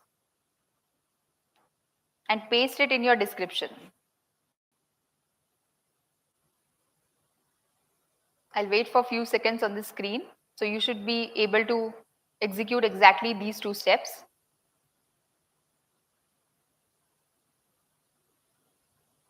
Okay. And now you create. Once you create, your the first create from scratch agent, because you are doing, your main agent will be your controller agent, right? In that controller agent, then you can call those multiple agents and tools, which will be doing all the brain work, right? Like where my hands should go exactly when I'm eating pizza and what I should drink when I'm going to a water cooler, right? So that all information is given by my brain, which is my insurance agent here, right? The controller agent. So when you come onto this screen, you see all of these different options here. One is profile, like I mentioned, it is important that you give the description. The next is knowledge, right? In our use case, I have deployed the URL, I have deployed the application, so we are directly using the external API call. But for example, if I'm going to develop agentic RAG application, so for purpose, I'll need some additional information, right? The contextual information, which is needed for my large language model. So for that purpose, you can choose the knowledge. So when I click on the choose knowledge, these are the couple of options which you will see. So for example, the unstructured data which you would want to work towards is sitting in Milvus, right? Milvus is a vector database again to store the unstructured data in the embedding formats. So you are having the direct integration with Milvus. You give the access details. Once I click here, you will be able to see that the different credentials are required to get fill in order to have that Milvus into your knowledge base. So that one, the other is Elasticsearch, some customer service. If you have any of the instances running on silos like database and so on, that you can attach. AstraDB is our newest addition after our acquisition with after we have acquired DataStax. So it gives us AstraDB as well as Langflow. With AstraDB, it is again a vector database, but AstraDB is more capable of doing and storing the graph embedding format, right? So beyond normal embedding, if you would want to explore and search around, you can use the graph embedding models and use AstraDB for that. And again, for a very small kind of knowledge base, you can just directly upload the files. So this is our knowledge feature. Then comes the tool set. Here is where we are going to add the insurance API, which we have hosted. So the downloaded file which we have, right, insurance-json, that is going to get used. So just keep wherever you have stored your insurance-json file, you have to pull that from your add tool option. So now I'm going here when in the add tool component. Here you see there are these 4 options. Add from catalog. This is the pre-built tools which are available onto the platform. So if you would want to reutilize, like sending up the invitation or sending the mails for in the calendar invite, so that tool is available in the pre-built agent. You can reutilize that. Add from local instance. So the customized agent which you have built and deployed onto the watsonx Orchestrate, all of those agents and tools will be reflected here. So you will be able to import those tools from add from local instance. Local instance as in it has been imported onto watsonx Orchestrate. And the next is add from file or MCP server, which we are going to utilize. Add from file, because I have already shared you the file which I have created via the API, and that you will have to import all of the different tools which are there. You will be importing that tool. And then we have a very interesting create agentic workflow where we will help you go through, do the walkover of how exactly, without using any single line of code, you can extract the information from your data and start utilizing it via workflow. So that is the purpose of creating an agentic workflow. So I'm clicking on the add from file. Here you see 2 options, import from file and import from MCP server. But our file is import from file which we downloaded. If it is hosted onto MCP server, we can do that. Okay, we will see that in the walkthrough lab, how to import from MCP server. But for this use case, we will have that in insurance services JSON file to be imported. Click on import from file.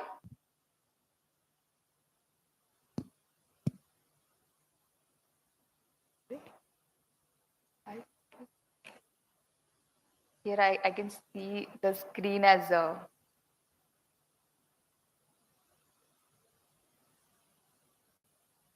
you have to upload. I am not able to view the screen which is been shown here. Is that?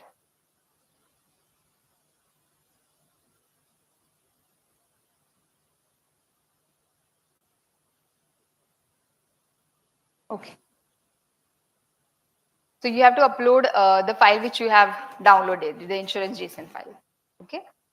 Are we here? Then we do next. And in next, now you see all the fast API calls, the different API, different customers and customer ID and policies tools which we have developed in our API, that all are getting reflected here, right? So now I'll just select all and deselect total premium. This we will see afterwards. There is the difference how you will see after adding this tool and before adding this tool. So just deselect total premium and select all other tools which are getting reflected and do done.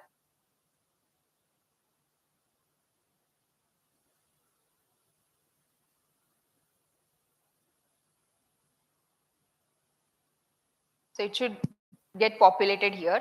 Here you are able to view as version 1. For you it will be a normal version. I'm redeploying it here, so it is replicated twice.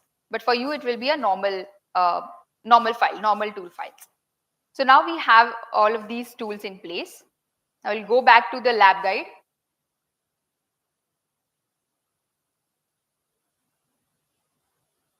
Yeah. Behavior I'll come to, but let's start with asking questions, right? Of what exactly your tool is pulling up. So if you see here and would want to edit, right? Or would want to see whatever fast API you have deployed, all of the, like I mentioned, the description is very important, and whatever I have deployed, is it visible here or not? So retrieve policy, for example, if I edit the details of policy by ID, you will see the description as retrieve policy information for a specific policy. If I go back to my fast API and see it here, it has it is reflecting exactly what we have imported, right, and what we have deployed in our fast API. So this should be exact. It should not get mismatched, or you should just reaffirm and check if whatever API which you have deployed, is it the same API which you are calling via your orchestrate. So certain reaffirmation steps here. Now I come back here and do the save, or either cancel. I have saved it because it was replicating as 1. So after this, you can see again for a couple of more usages. But now let's go and ask questions in the preview panel about the API tools which are already imported, and are they able to execute the questionnaires, right? Are they able to give us the answers specific to the calling of the API which we are doing? So if I'm here I'm asking, show me the details for policy 3. Okay. So it has pulled up the information for me. Is it working for you? It should give you certain answer in this format.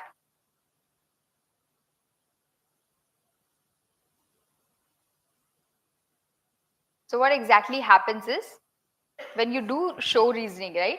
So is it pulling exact tool or not? So ideally what we are doing is making our agent understand that these are the different tools, and as per my questionnaire, like show me the details for policy. So I'm talking about here policy. So my tool called as policies by ID have gotten invoked and given me the result. So here you will be able to see the different the data which has been pulled up. From the policy ID, it has taken 3, which I have given in the questionnaire, and I have gotten the answer as this. Make sense?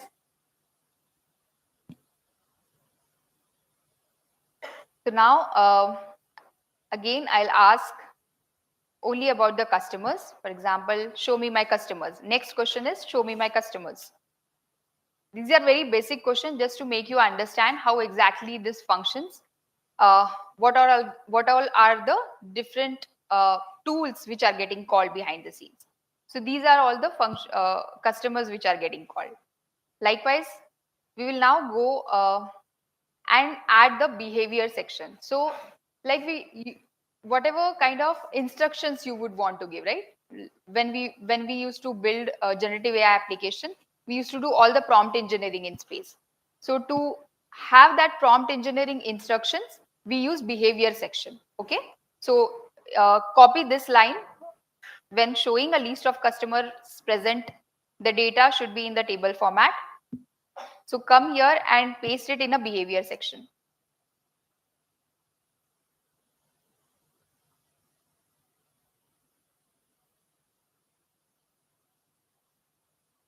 So now when you type the same question, right, show me my customers, and view it, it should give you in the table format, tabular format. So this is the way of instructing your large language model, that your agent should behave or your tool should behave in what way, right? So these are the steps which you can take. Now once we are done, let's go for some interesting filtering techniques which we can use here, right? So now just reset whatever you have, reset as in reset a preview panel. So we are starting from scratch, for example. I just do the reset chat window. When I come here, I'll ask show me my customers from Texas. So now I'm filtering based on the state here, right? So if I type this, I should get all the customers who are residing in the state of Texas. You should be able to view similar. All of the information which is getting retrieved should be filtered based on Texas.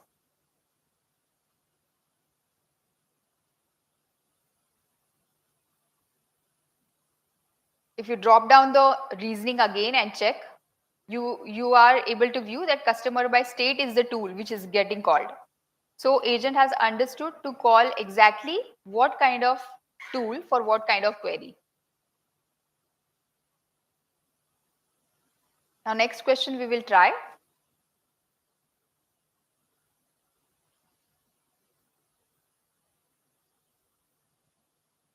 A bit complicated as per the agentic flow. So we will ask the customers from Texas as well as Florida. Okay, just copy this. Show me my customers from Texas and Florida.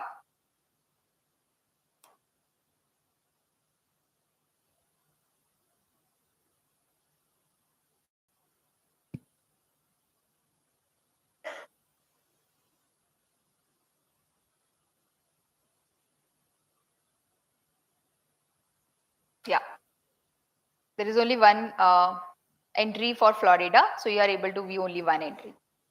But you can see all of the Texas and Florida output in the table. Okay, able to get it? No? If it is hallucinating, say yes. Type in, agent should itself understand it. Is it asking question back? Then just type yes in your preview panel. It is giving, yeah. So it happens that I have not set many of the instructions, right? So to make it consistent, so like I got it because I have tried multiple times, my agent have learned it, right? But for them, the agent have not learned it and they are seeing what state, right? So for that purpose, there must be some question which has been asked by the agent. So you have to just respond to that. And by the next time, it should relearn and understand that this was the set of questions and now I have to ask in this pattern.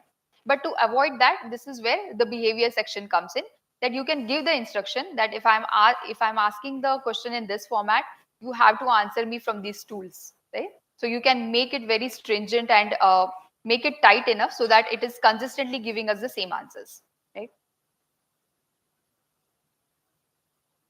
The next part now, we will directly go to the aggregation questionnaires.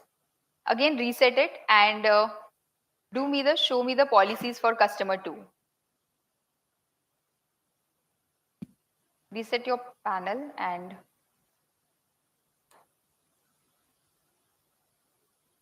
it should pull up the same one policy by ID information and show me the policies for customer 2, right? And now what we are asking is sum the policy premiums, the next question.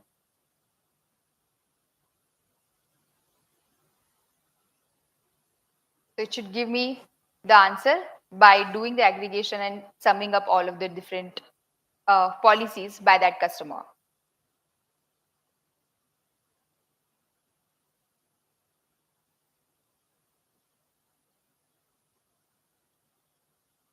Now we'll ask the next question. But reset the memory. Now we do not have the agent memory, right? So in place. Now what was here, because I have asked the consecutive question, the context is there present, right? So it is doing all the sum up. Now if I reset it, it might hallucinate or give me some, or certain, it might also give me the right answer since I have executed, but it should not ideally. So it is giving me 2730. It should be ideally 3730, right? For that purpose, I am making it more tight by calling the tool called as total premium, right? The one at the earliest when we have not imported the total premium tool, right? Now we will import it and we will see that there is a consistency in our result. So I go back into the tool section, add tool. Here I am adding again from the file. For me it is not visible.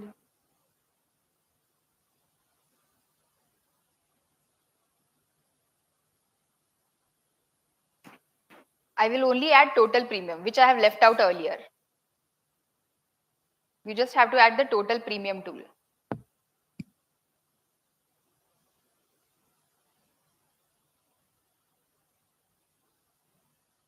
Once done, just do the done. Now we'll go back, reset it, and ask the same question. You have to scroll down, insert the total premium. In the behavior section before that, you ensure that you are adding that when asked to calculate the total value for the policies, customer should always use the total premium tool.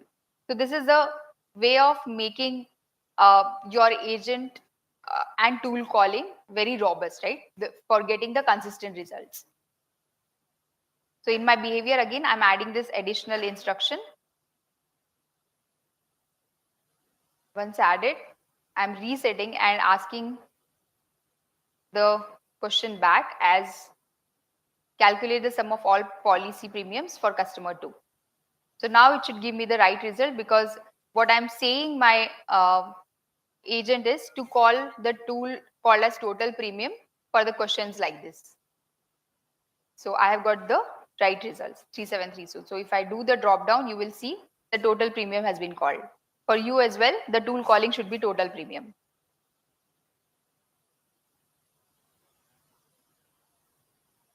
Okay. Now we'll see the context, how to maintain the context, and how we can ask the how we can ask a consecutive question, right? Based on the earlier context which is getting pulled via the tool. So for example, I'm going to reset again and I'm asking the question, show me my customers from Texas.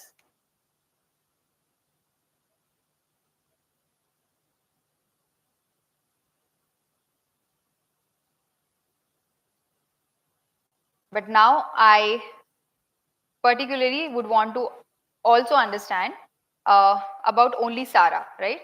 So when I've asked the question about show me my customers from Texas, I got all of these different customers, but particularly I'm interested to know what are the details about Sarah.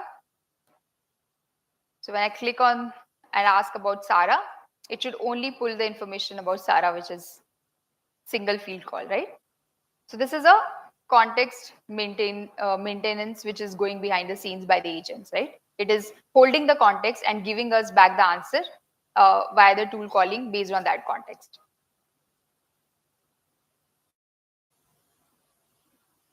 Now again, a bit of complicated question, like here I'll need multiple tool calling. So for what I'm asking here is fetch Sarah's policies, show me any policies that end within the next 30 days. So these are the calculations which the tools have to make in order to get to our final results, right? So when I ask this question,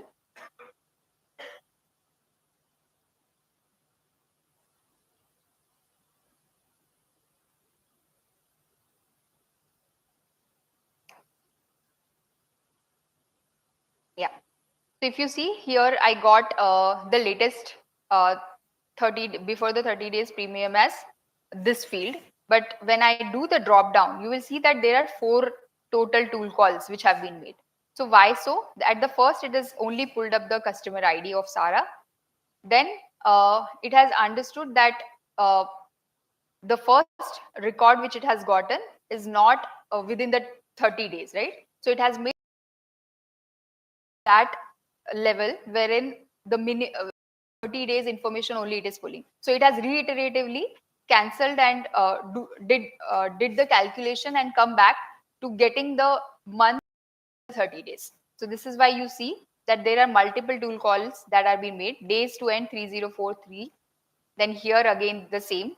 And finally, you are getting the results by which you are getting within the 30 days policy only. Okay. So the major crux here remains that however complicated your questions are, if your tools are designed in a very compact understanding way of what exactly you would want to perform, your tool calling will perform exactly that. And your agent will understand to initiate or invoke what tool in order to get to that answer.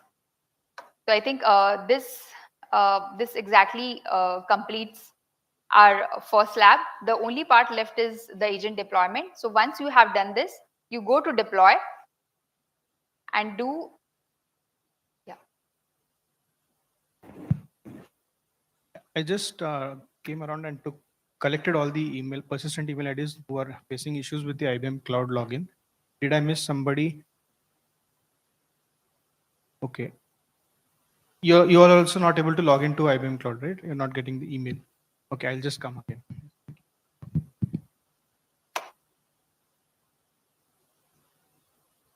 So you go to the deploy and do the deploy. So the idea being that once you are thorough and once you are satisfied with how your agent is performing, are all the tool callings getting properly invoked in the fashion of the questions you are asking. So that time you just deploy it in what deployments is that you are deploying it in your production stage. Okay. So once you have deployed, it says successfully deployed. And when you come back here into the chat, you will see that in the drop down, now you are able to see your deployed agent. So insurance should be the agent which you have deployed, and you should be able to see here. And now you can directly ask the questions, and anyone you will be giving the access, right? The orchestrate access should be able to view this deployed agent, since you have deployed it as a production agent, right? Anyone can utilize it within a project ecosystem where you are giving access to that particular user. So it is gone beyond the development stage, and we are able to utilize it at a production level. Now, we have seen the deployed option.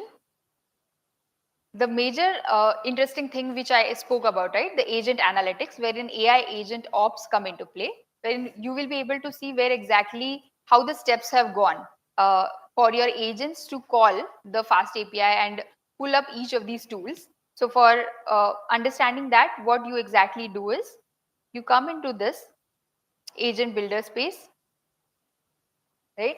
Here you are able to see all of the different options about agents and tools, the messages, the failed messages, and the average latency. So when you click on view all,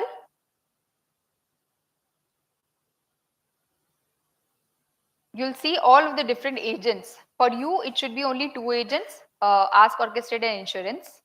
You will click on the insurance agent.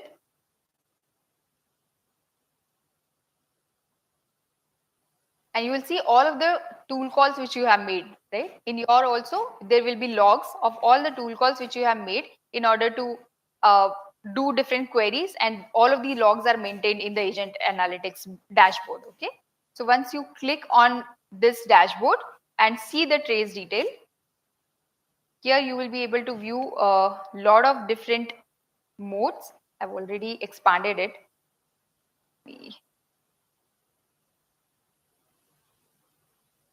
So you come into the what's in chat model, tags, and you will be able to, this is the, sorry.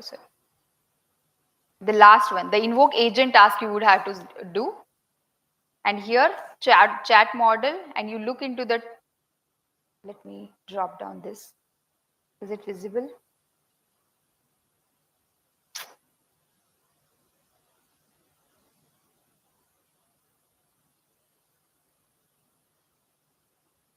Yeah. So the recent questions which I asked, and how the prompt has been engineered, and what is the answer which I'm getting. So all the information about the question, the last question which have been asked, and the analytics which has been run behind the scenes. So all of these are available within the agent analytics space. Along with that, what we can do is, if we would want to understand, even while doing the tool call, where exactly it is breaking. So we can have LangFuse integrated via command line, and you would be able to see in the LangFuse trace where exactly your tool call has gone wrong, right? So all of these are the steps in order to productionize your final application, so that when you are building or scaling the applications, we are in a proper shape, from integrating it properly to having it governed properly, so that all the customers who are going to buy from us do trust what we have built, right? So this is a complete flow. Now, I think I'll hand it over for the next lab, where you will understand how to create, without a line of code, the workflows and do the document extraction and document classification via Orchestrate itself.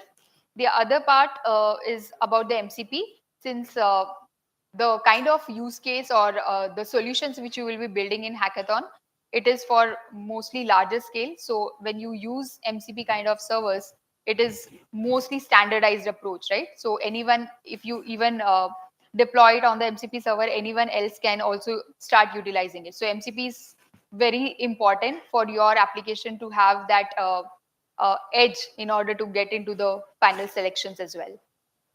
So any questions so far? I think this is good. Please reach out to us after all of you get the access. In case you are having any troubles, you have these environments till Friday. So any of the questions are coming, we will take those questions. We will give you the Slack channel where you can ask us the questions, so that you are not stuck anywhere, and you have all the required knowledge to build your solutions in the hackathon. Yeah. Thank you.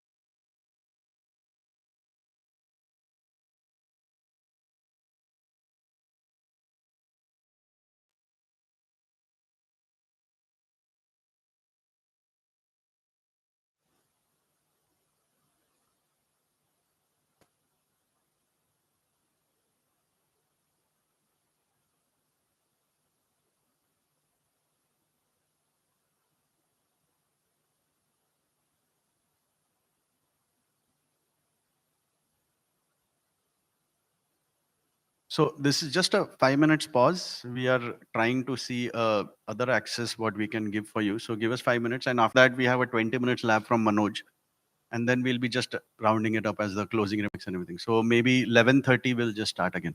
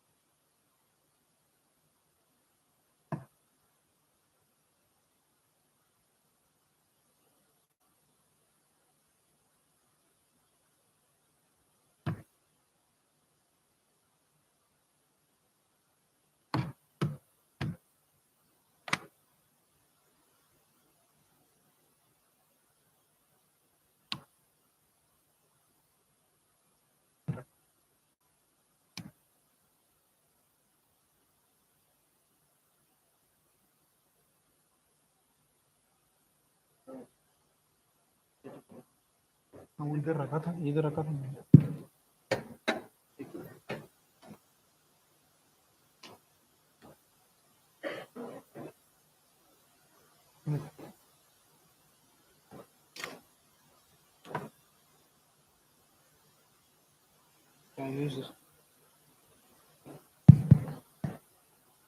Collar में किधर रखा था मैंने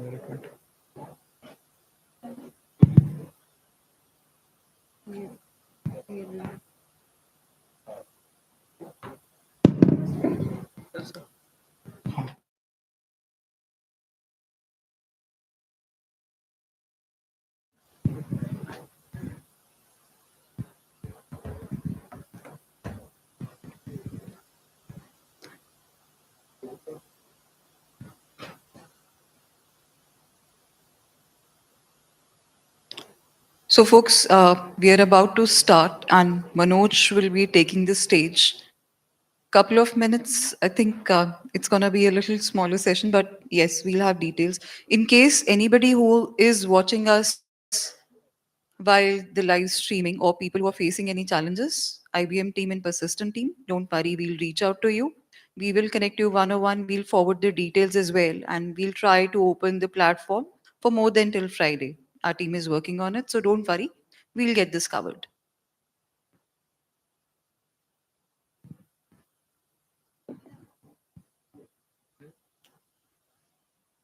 easier right I think now it is working here.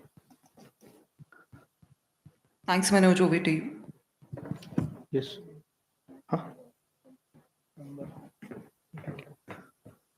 दो number mic चालू है ना चलो अभी चलो okay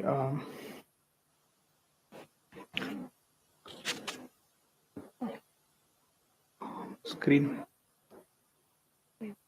Did you got the other email joint from? Who another? no screen share Can you say? I mean. yes so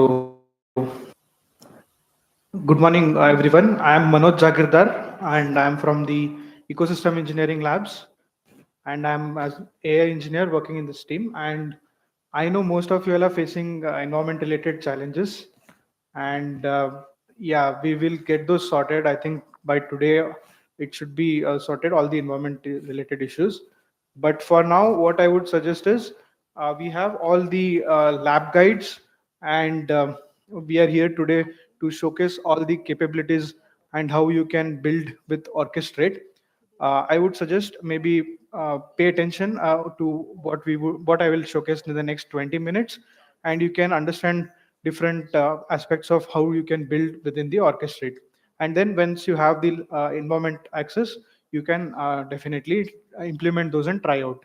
We will also share the detailed lab guides that we have come up with so that you can go through all these labs that we talked today at your leisure. So uh, again, as Pooja showed the agent builder on Orchestrate, how easily you all can build an agent quickly, and you can tweak on the go and then make the fine tunings and then use the Orchestrate agent directly live. Now I will show some of the advanced capabilities that Orchestrate can have. Like you can build a workflow within an agentic workflow within this Orchestrate, wherein you have, let's say, a deterministic flow, and you want to execute that.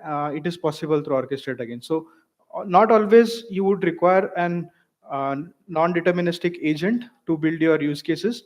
At times you need deterministic workflows which do certain things and in a order and give you an exact same answer every time. So that is what we will see here now with this document processing lab. And also I will show you all how you can bring in the MCP servers into the Orchestrate, and you can quickly bring up all the available MCP servers here, and you can use it as a tool. So Pooja showed you how fast APIs or any API with the open API spec can be easily brought directly into Orchestrate as a tool, open API spec tool.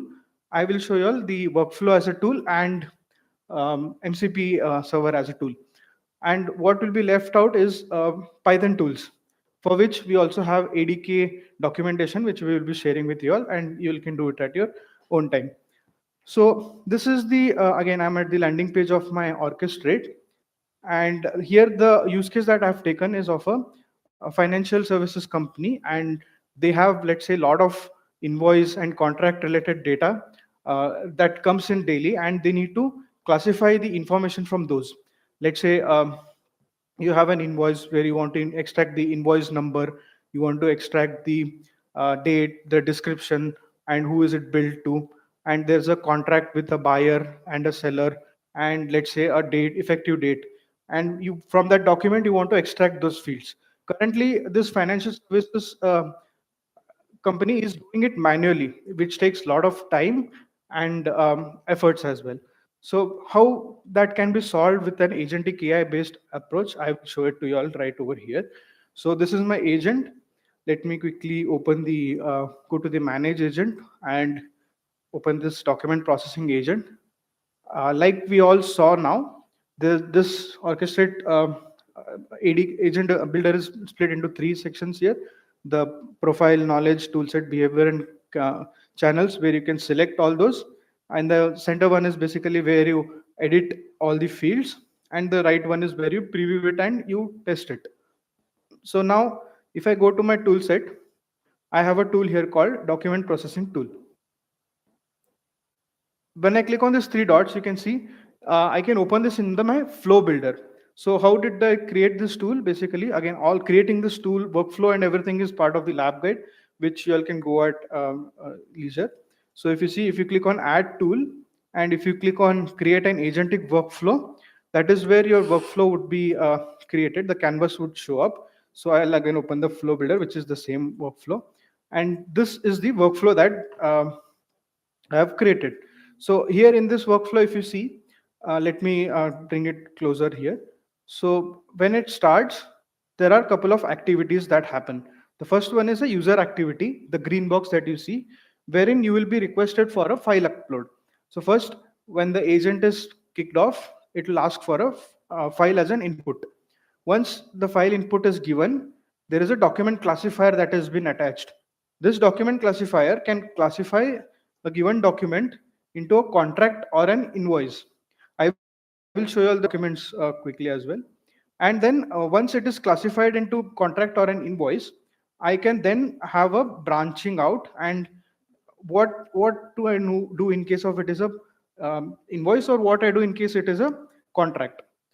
So in case it is a contract, I want to extract effective date, supplier, and buyer from this. So if I just open this, and from this contract document, I want effective date, I want the supplier, and I want the buyer. So if you see, when I added these fields,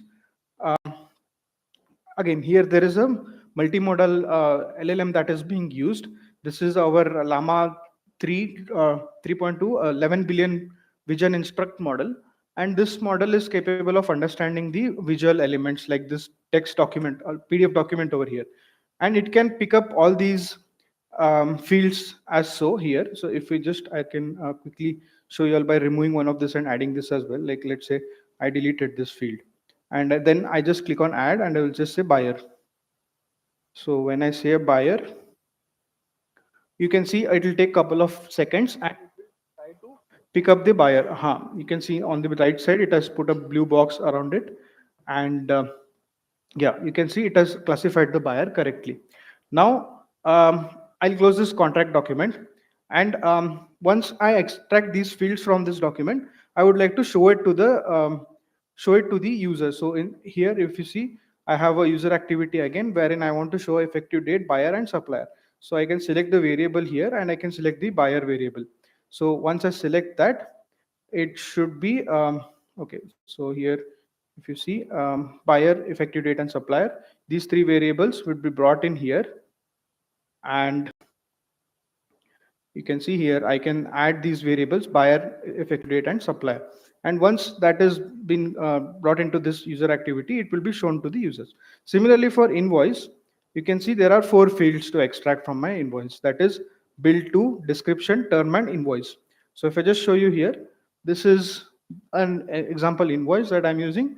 And again, I've added the same fields the same way.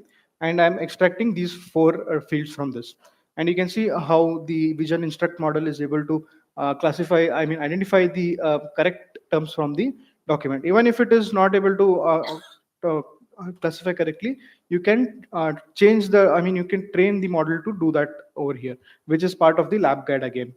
Once that is done, again, I'll display all the terms over here. Okay, so this is my simple workflow, and this will give me a deterministic output every time. And this is using the vision instruct models over here. So let me go back. Let me go back to my, I'll click on done over here. I'm back at my agent over here. Now let me try to classify a document. So I just invoke this document extractor, and it will take a couple of seconds, and it will invoke this workflow that we have created. Yeah, you can see it is asking me to upload a file. So first I will click on add file, and I will upload a, let's say, contract document. So once I upload a contract document and I hit submit, and it will take a couple of seconds over here, and it will give me the classification of what the LLM has classified it into. Is it an invoice or it is a contract? And there is one more, like if the LLM is not able to identify whether it is a contract or an invoice, it will fall back to a human in the loop feedback. It'll ask, there will be a pop-up window that comes in, which will ask for us to review, is this the right one or is this an invoice? I can confirm or I can decline that, and then the LLM will take the next step of actions from the workflow. So it will take a couple of seconds over here. You can see this progress over here. It will be this spinner over here shows that it is still processing the workflow, and within a couple of seconds I should get my results over here.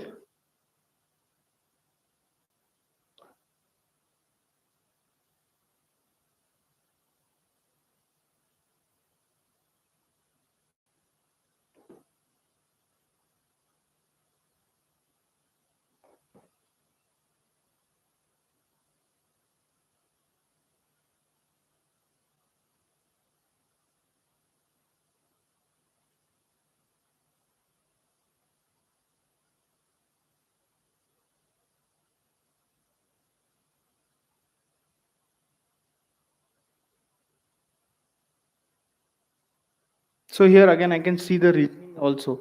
So you can see it has called the document processing tool over here.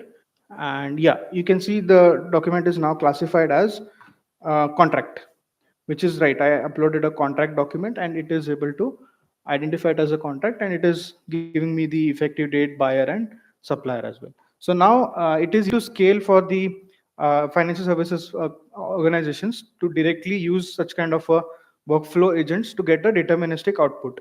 So in the roadmap as well, the webhooks are going to be part of it. So webhooks and the um, email trigger. So when an email is triggered, it can directly invoke this workflow, and this will give you an output also. So this is a tool through which you can create a deterministic workflows. So when you need something very specific each time, this is the workflow that you can use. Now, there's another exciting tool that we can add to our agents, that is our MCP servers. So everybody has been very familiarized with MCP these days, and it solves the major challenge of agents and tools interoperability. And all the tools can be created as an MCP server and hosted somewhere as a remote MCP server, and that could be brought into all the MCP clients, which can use these tools and invoke them basically. So I will show you all an agent. So I'll create an agent which can search the web. So let's say I'll use the Tavily search for that. So Tavily is again a free, you can use it for free as well. So I've created an account at Tavily, and I have created a API key. So you'll have to just create an API key. This is app.tavily.com/home. So if you just go to app.tavily.com/home, you will be landing on this page once logged in. Just create an API key like I've created over here, and then you need to copy this API key. Once you copy this API key, again, all this is part of the lab guide that we will be sharing with you all as well. I'm just walking through all quickly over here. So once this, once this API key is copied in the orchestrate, if you go to the hamburger menu and if you go to manage connections, here is where you can define all the connections to your different tools, which Pooja mentioned in the introductions part, right? Where you can add different tools and their connections. You can define them here. So you can see here, I've created a tool. I've created a connection with my Tavily MCP key, Tavily API key. And to create it is very simple. You just give a name, you just enter a key value pair, and you're all done. So I have already done that here with my API key. It is called Tavily API key. Now, okay, I'll go back to my agent builder. So let me go back to chat, manage agents. Let's say I have a web search agent created over here.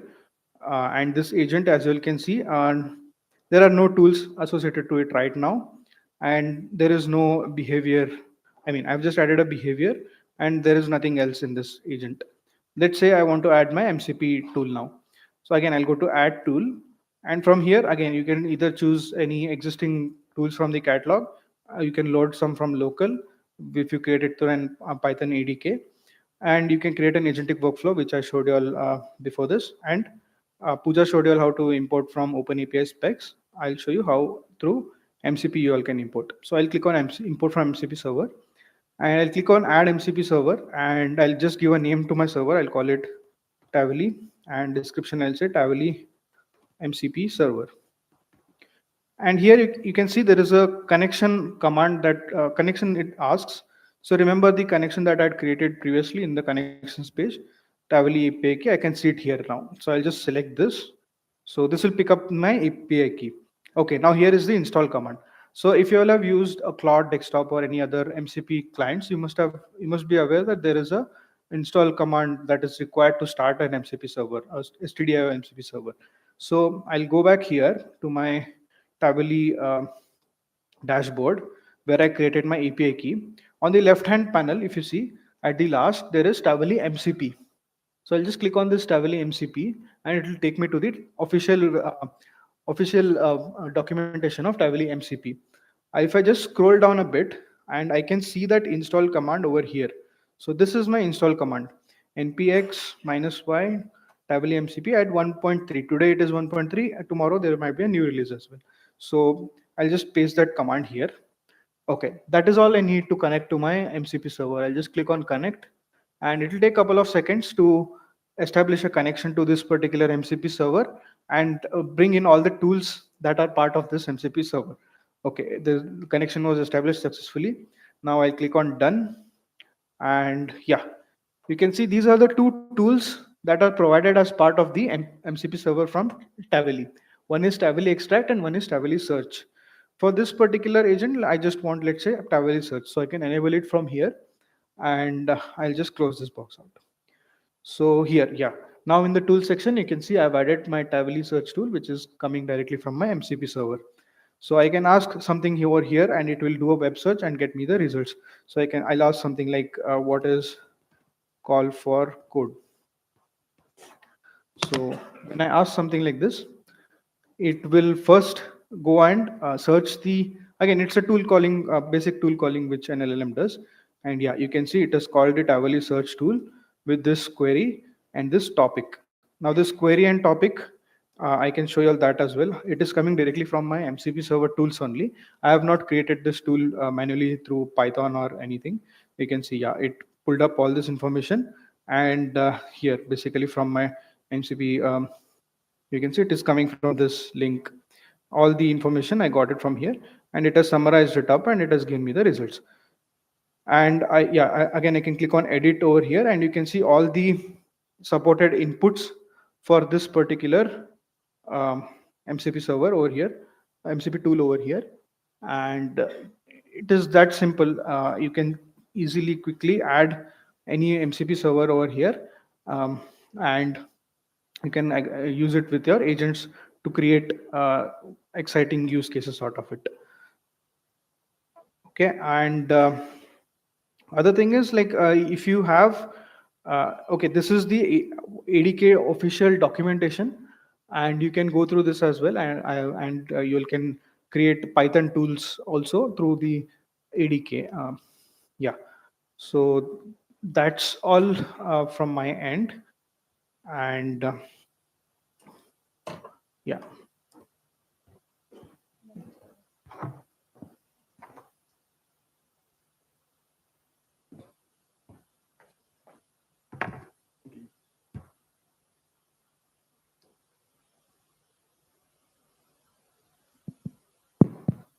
Yeah, thank you. Thanks, Manoj. Thank you for the wonderful session. Yeah, I think we can go back to the actual slide. And everyone, this is the fun time now. We're gonna have, I would like to invite Ollie and Shiva on this stage, please. We will discuss about hackathon registration, quiz, and next steps. So couple of prizes, couple of queries that they'll come back, and definitely they have goodies with them. Trust me, they do. So just be ready for some fun. Thank you. Thank you. And I have my slides, please. Great. So first of all, I'm sorry for some of the accounts issues that you've experienced. Yes. So in order to solve it, we've identified a few people that could not access the accounts.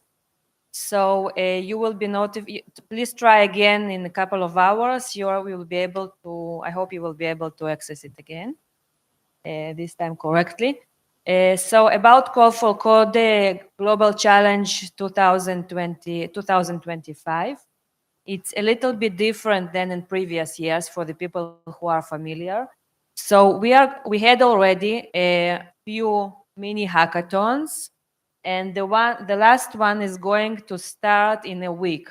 So please register. I will put the QR code for you to register, and you will be able to register to the last October hackathon. Okay, this hackathon is going to last for 10 days. It will start on October 23, and it is divided into two themes. There is a Call for Code theme, and there is a business theme.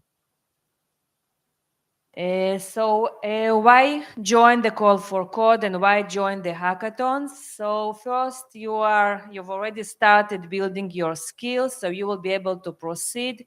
We are offering different types of links of registration, of educational links for you to learn what is agentic AI, what is what's on X, Orchestrate, and more.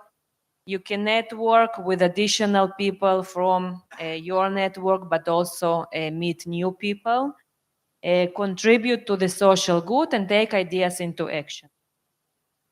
And the prizes. So the hackathon, the October hackathon has its own prizes. I will describe them later on. But all the first winners of this hackathon from the 5 hackathons will be the finalists for the global prizes, from the global challenge prizes. So there is 50K monetary prize for the first team, 20 for the second, and 5 for the third. And thank you. And there is going to be, if the winning team is from the university, so the university itself will also get a grant of 30K. And also the winning teams and the winning solutions will have the possibility to explore the possibility to deploy the solutions with the Linux Foundation, which is one of the founding partners of the Call for Code. So what you have to do in order to join. So I will, again, next slide will share the code to register. You've already done half of the job, which is creating your IBM ID, which is needed. So the rest will be just a form to register, to add your details in order to join the hackathon. You will be able, in the coming 7 days that are left, you will be able to learn more about the Watson X capabilities and to think of different solutions that you could create an MVP for. Build a team, start building, and submit your solution. So this is the October hackathon.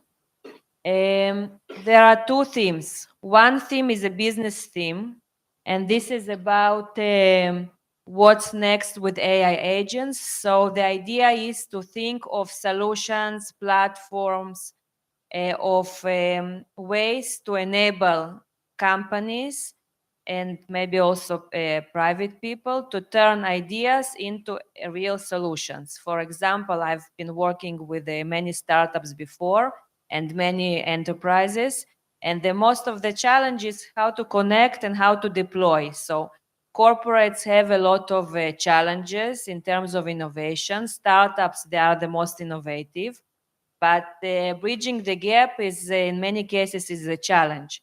So if you can think of new ways, of better ways, more efficient ways to gap between these challenges, this is the theme, the business theme for the October hackathon. And the Call for Code theme is about industry innovation and infrastructure. So how can we help the infrastructure challenges, the ways to, how can we promote and create new ways for people to find job, maybe to connect remotely for the and get a better way for the infrastructure to overcome these challenges in infrastructure and in their everyday life. So the good thing about it is that the theme is quite broad. So you can think of all the big ideas that could assist the people that surround us and really be very innovative in such ideas. For the people that already joined Call for Code before, we have some new things to offer. So first of all, I guess some of you have already know your colleagues or your friends from academia and can join and create teams.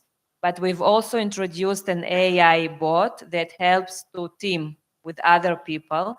So once you register to the hackathon, you can specify what are your skills and what skills you are looking for other people that would be interested in joining the team.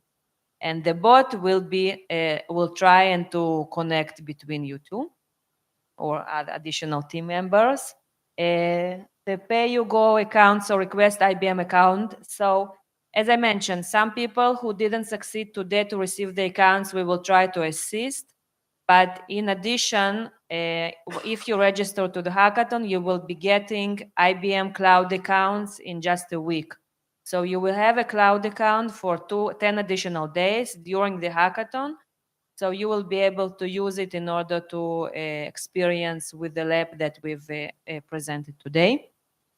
And for the help and for the assistance, we've also introduced the Ask Challenge bot. So once you communicate with the support or you have any questions, we have already also a new bot that can help you based on the information receiving from the website, from the documentation, and more.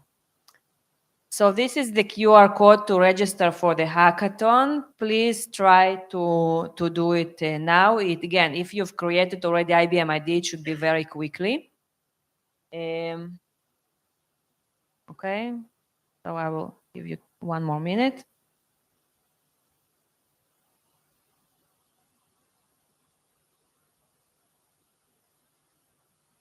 And there is the code as well. So if you haven't created IBM ID, you will be required or be asked to create IBM ID. This is how it's done. You can put Persistent Systems as a company. And this is the form for the hackathon after you've created IBM ID. So you include your information. Please put, if you are a student, please put your university university URL, and just add other details about yourself. And you should receive a welcome mail saying that thank you for the registration, and then you are in. Okay. So that's it for my slides, and now for the fun part with Shiva, we have a short quiz for you. Yeah. Yes. So we have some giveaways outside, but we also, if you want to have the same T-shirt and a new cap, so we have few questions. And Shiva, yeah, I need the question. Okay, the questions. Yes, absolutely. So, the questions, your phone or my phone? It's okay. My phone. Okay.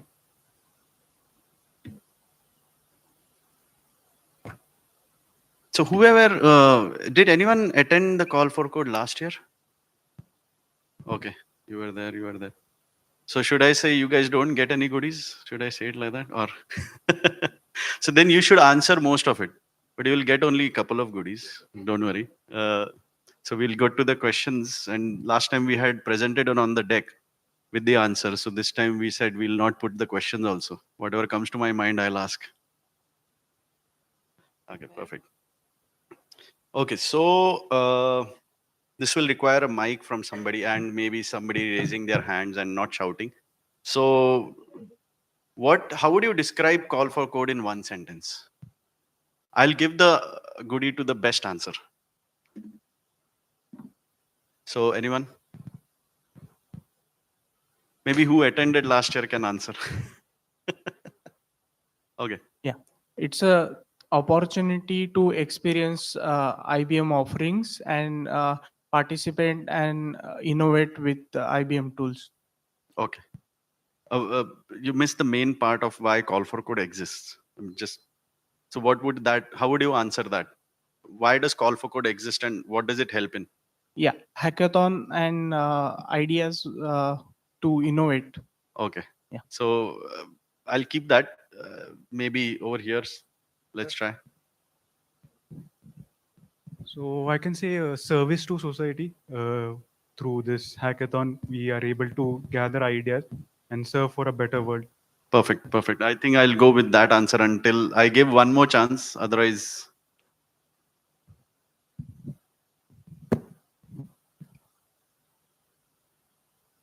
not you, Vandit. We have been doing this for years. You're not getting any answer. Hello. Yeah. So this is a platform where we will help to solve the real problem through using the technology, that is AI. I think that's the best answer. So I'll give it to him. A t-shirt and a cap. Don't worry, there are many goodies. So if you have not answered and you have not got, he doesn't get a chance to speak again. That's the deal. Okay, so the next question would be, okay, these are easy questions. So I will give it to somebody who shouts the loudest without the mic. How old is Persistent? Shout, shout, shout, shout. Who shouts the loudest? Who said 16? Okay, 35, 35. Yeah, okay, 35. Yeah, he gets it. Okay, perfect. The next easier question, or maybe a little difficult, and maybe who are in the IBM, division should not answer. Vandit definitely not. So, how old is Persistent and IBM partnership?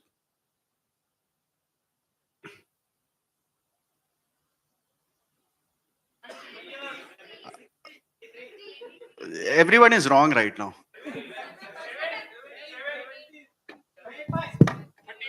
The closest is Rajendra here, so if nobody gets, he gets the gift.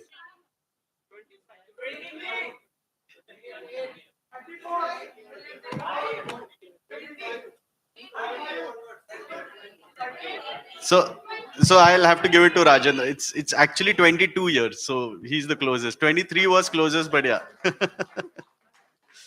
Okay, so now it gets interesting.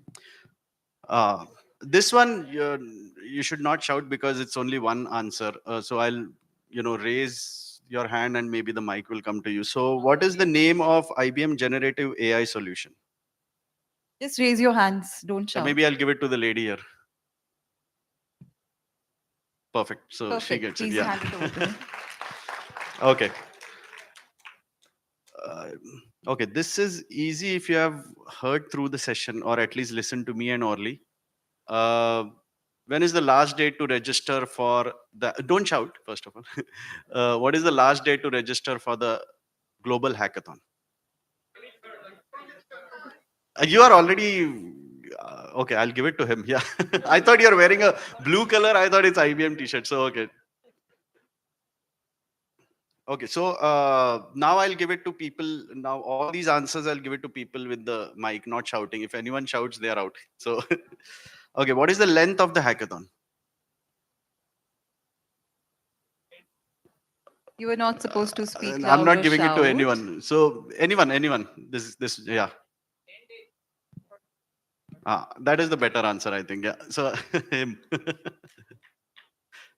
10 days is also right, but as I said, anyone who shouts, I'm not going to give them the answer.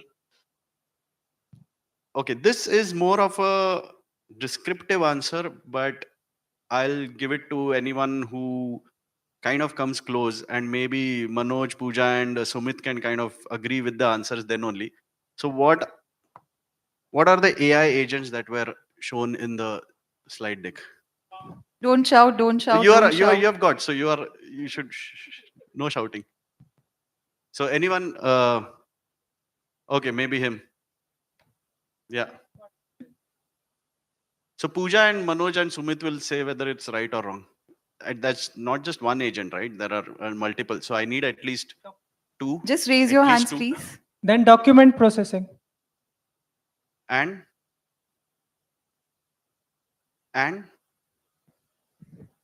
insurances. Bring in. No, he answered one. So second one. Insurance. Okay, fine. Okay, for him. You can come down and collect your gift. Can you raise your hand? She's just coming to hand over it to you. There she is. So. Okay, so this was there in the slide deck. What is the percentage of executives that rank AI in their top 3 priority? What is the percentage that we are looking and what was shown? Raise your hands, please. Don't speak. Vandit, no. Okay. Okay, yes. Next time onwards, I should not give it to people who are working in the IBM team. Okay. So that's 75%. Yeah. I'll give it. Yeah. Okay. So, yeah, this was also in the slide deck. And I'm looking for at least 5 names in this. List 5 examples of integrations with AI enterprise that were shown on the slide deck. So, anyone raising their hands? This time it can't be shouting because there are multiple. So whoever shouts and answers, I will look for some other answer. Because there are, I think, at least 10 or 12 which were shown. So I'm just asking for 5. I hope you understood the question. Yeah, one the is integrations. HRMS, SAP, and no, 1 second. He's answering. Sorry. No. He's answering. Yeah. Yeah, sorry. It's HRMS, SAP, insurance, and some more are there. No, we need 5. There were many, that's why. Salesforce. And one more I'm missing. Okay, so now that he has answered that, other 5. Because there are enough names. So maybe Okay. for him, yeah. Yes. Tavalli, box, and You have answered, so now, other than what he has answered. okay. No.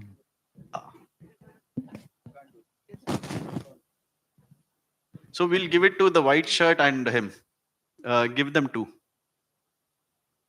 I mean, 2 not each, but one each. Okay, so this will be the last question, but because we have a couple of goodies more, if not caps, we at least have t-shirts. So I'll take maybe a couple of more questions after this. This will be a more descriptive answer. What is the learning that somebody wants to explain? Maybe come on stage and explain what is the learning that they found from this session, and how, at least on the basic level, how you think you want to help the society. Anyone on stage?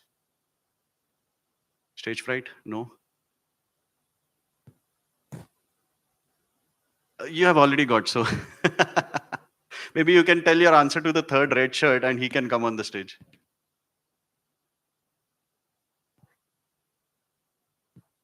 See, if we had the crowd full of the place, I think it would have been like everyone would have shouted to come on stage. So I'll make it 2 people can come on the stage. You can come now, you are closer, so come up. And maybe at least 1 learnings. You can also come up.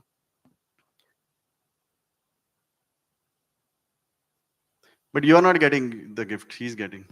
But I have compiled this only for today. Yeah, you can stand on the stage. Yeah.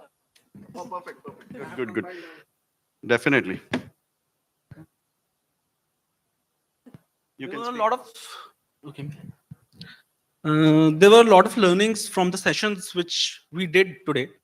Some of the basic ones which I'll obviously say, apart from learning about the AI or what all we can do from the AI, but the part that the starting which we did was from the part that we want to do it for the things which are beneficial for the society, which helps the society, and what we are trying to do here is learn the things so that we can benefit ultimately back and give back to the society. The main agenda of IBM also was this, I guess, to so that more and more developers can come to this field. But ultimately, the aim should be so that new models or new things can be suggested by the teams, or how the technology can be utilized, so that more and more uh, more and more society can benefit from that. That's why the awards were there and all the things were there. Now reading from what is it? So if I have to summarize the today's session, I will pick the altogether 7 to 8 points. First and foremost, to increase the productivity and save time is the prime agenda of this new age tech. More can be done in the less time, that too efficiently. Second is the input-output ratio has been changed drastically considering the recent AI evolutions. Third point is that agentic AI orchestration is in the picture that will set the new standard in the enterprise industry. Fourth point is that with agentic AI, today's front-end systems will become back-end systems. Very soon, Gen AI will use autonomous agents for task completion. Fifth, tech centralization challenge is there currently in terms of accessing multiple vendors interface in seamless way. Sixth is the most important point from Dr. Anand. One man unicorn. A single man can now have the capability to build the entire system. Sixth is the multimodality of Gen AI is the tech that should be explored. Last but not the least is that things were done before also and things will be done now also. But always there will be a tech boom or a tech curve. Right now it's the Gen AI. But we need to find the right differentiator, that is user interaction with the product, work on the productivity and efficiency. Thank you. Perfect. So, one for him, not him. He's already got it. Yeah, maybe one more, one by one, whoever. So hi, good morning. So for the sessions they have conducted, the most interesting part was the labs. So many of us are like new to the AI field, but the platform have developed is the simple ones, like giving the some common instructions and getting the output.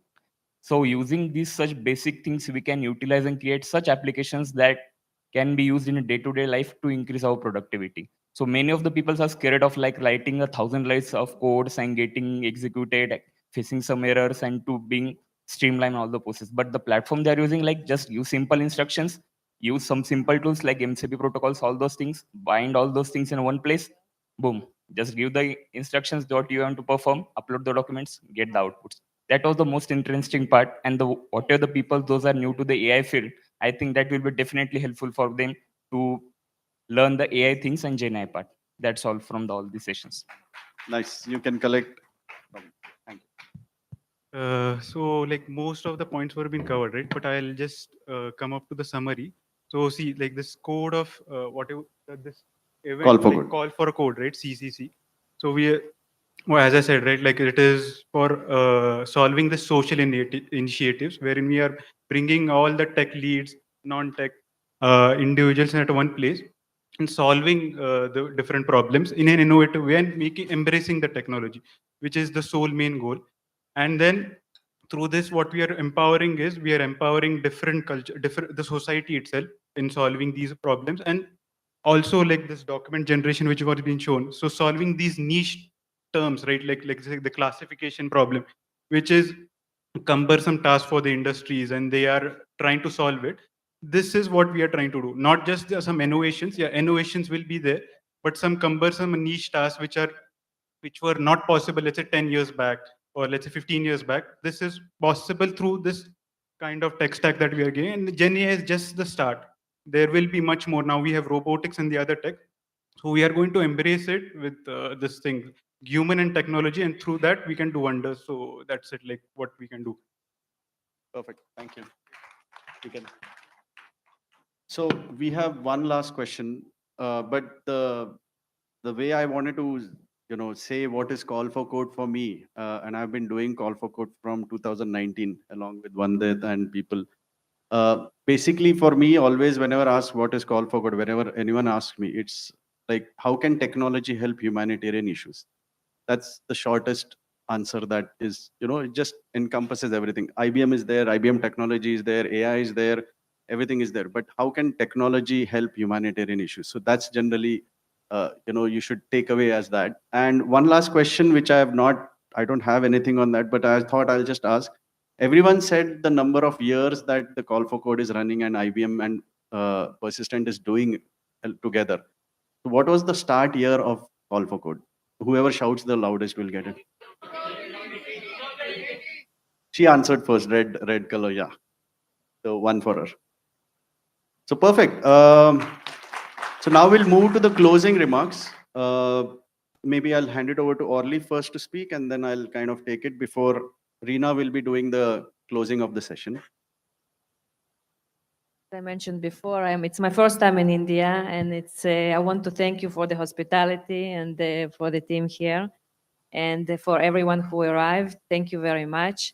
It's great to see you all, and it's great to see the innovation spirit and the people that are really doing their best to reach any heights and anything they can do. So I'm very excited to be here. Thank you very much. And for me, it's a great experience, and I'll be extended. So I've been staying for 2 more days to experience it even further. And happy Diwali. So thank you very much. Thank you. Thank you. So while, so as a Pune person, I have, made sure she has the Bakarwadis, Pitale Bandhus, Siagarh Fort she's gonna go. So definitely we have given her the list that she has to go. But yeah, she enjoyed the Chitale Bandhu Kaju Katlis and everything. So most of the people, if they don't know, you should buy that. So yeah, that's it from me. My name is Shivanand Chennai, and as a closing remark, I'll hand it over to Reena. Thank you, Shiva, the way I usually call you. So Thank you so much, everybody, for your time today. I know we are close to Diwali, but having you all here and having a lot of people who have joined us virtually, I would like to extend my thank you to them as well. In case you had certain issues or concerns, please feel free to reach out to me. My email ID is reena_kapoor@persistent.com. I'll repeat, reena_kapoor@persistent.com.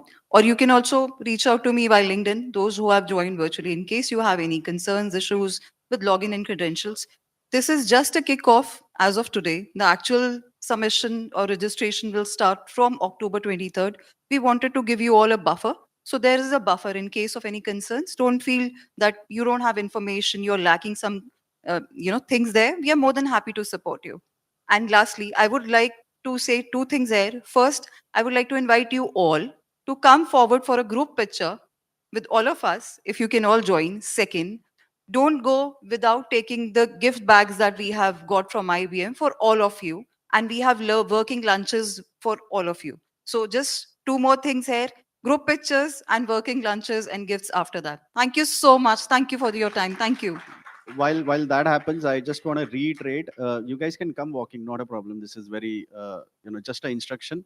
All the lab details, the steps of the lab environment, everything will be available for 2 more days.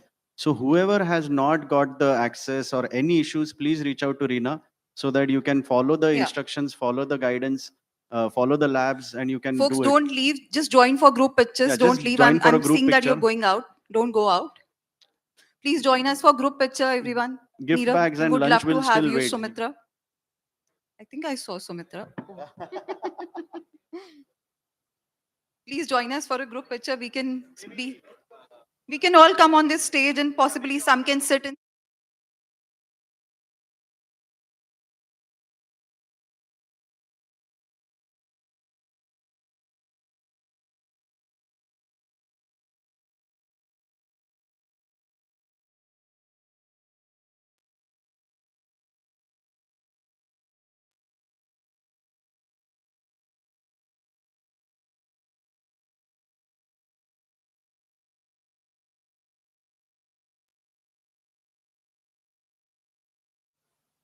Thank you. Would you help us with, yeah, you're gonna do that, right? Okay.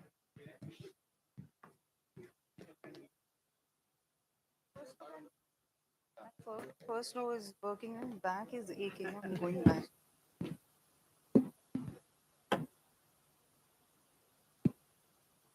Do you want us to step forward a little? Yeah, makes sense? Yeah.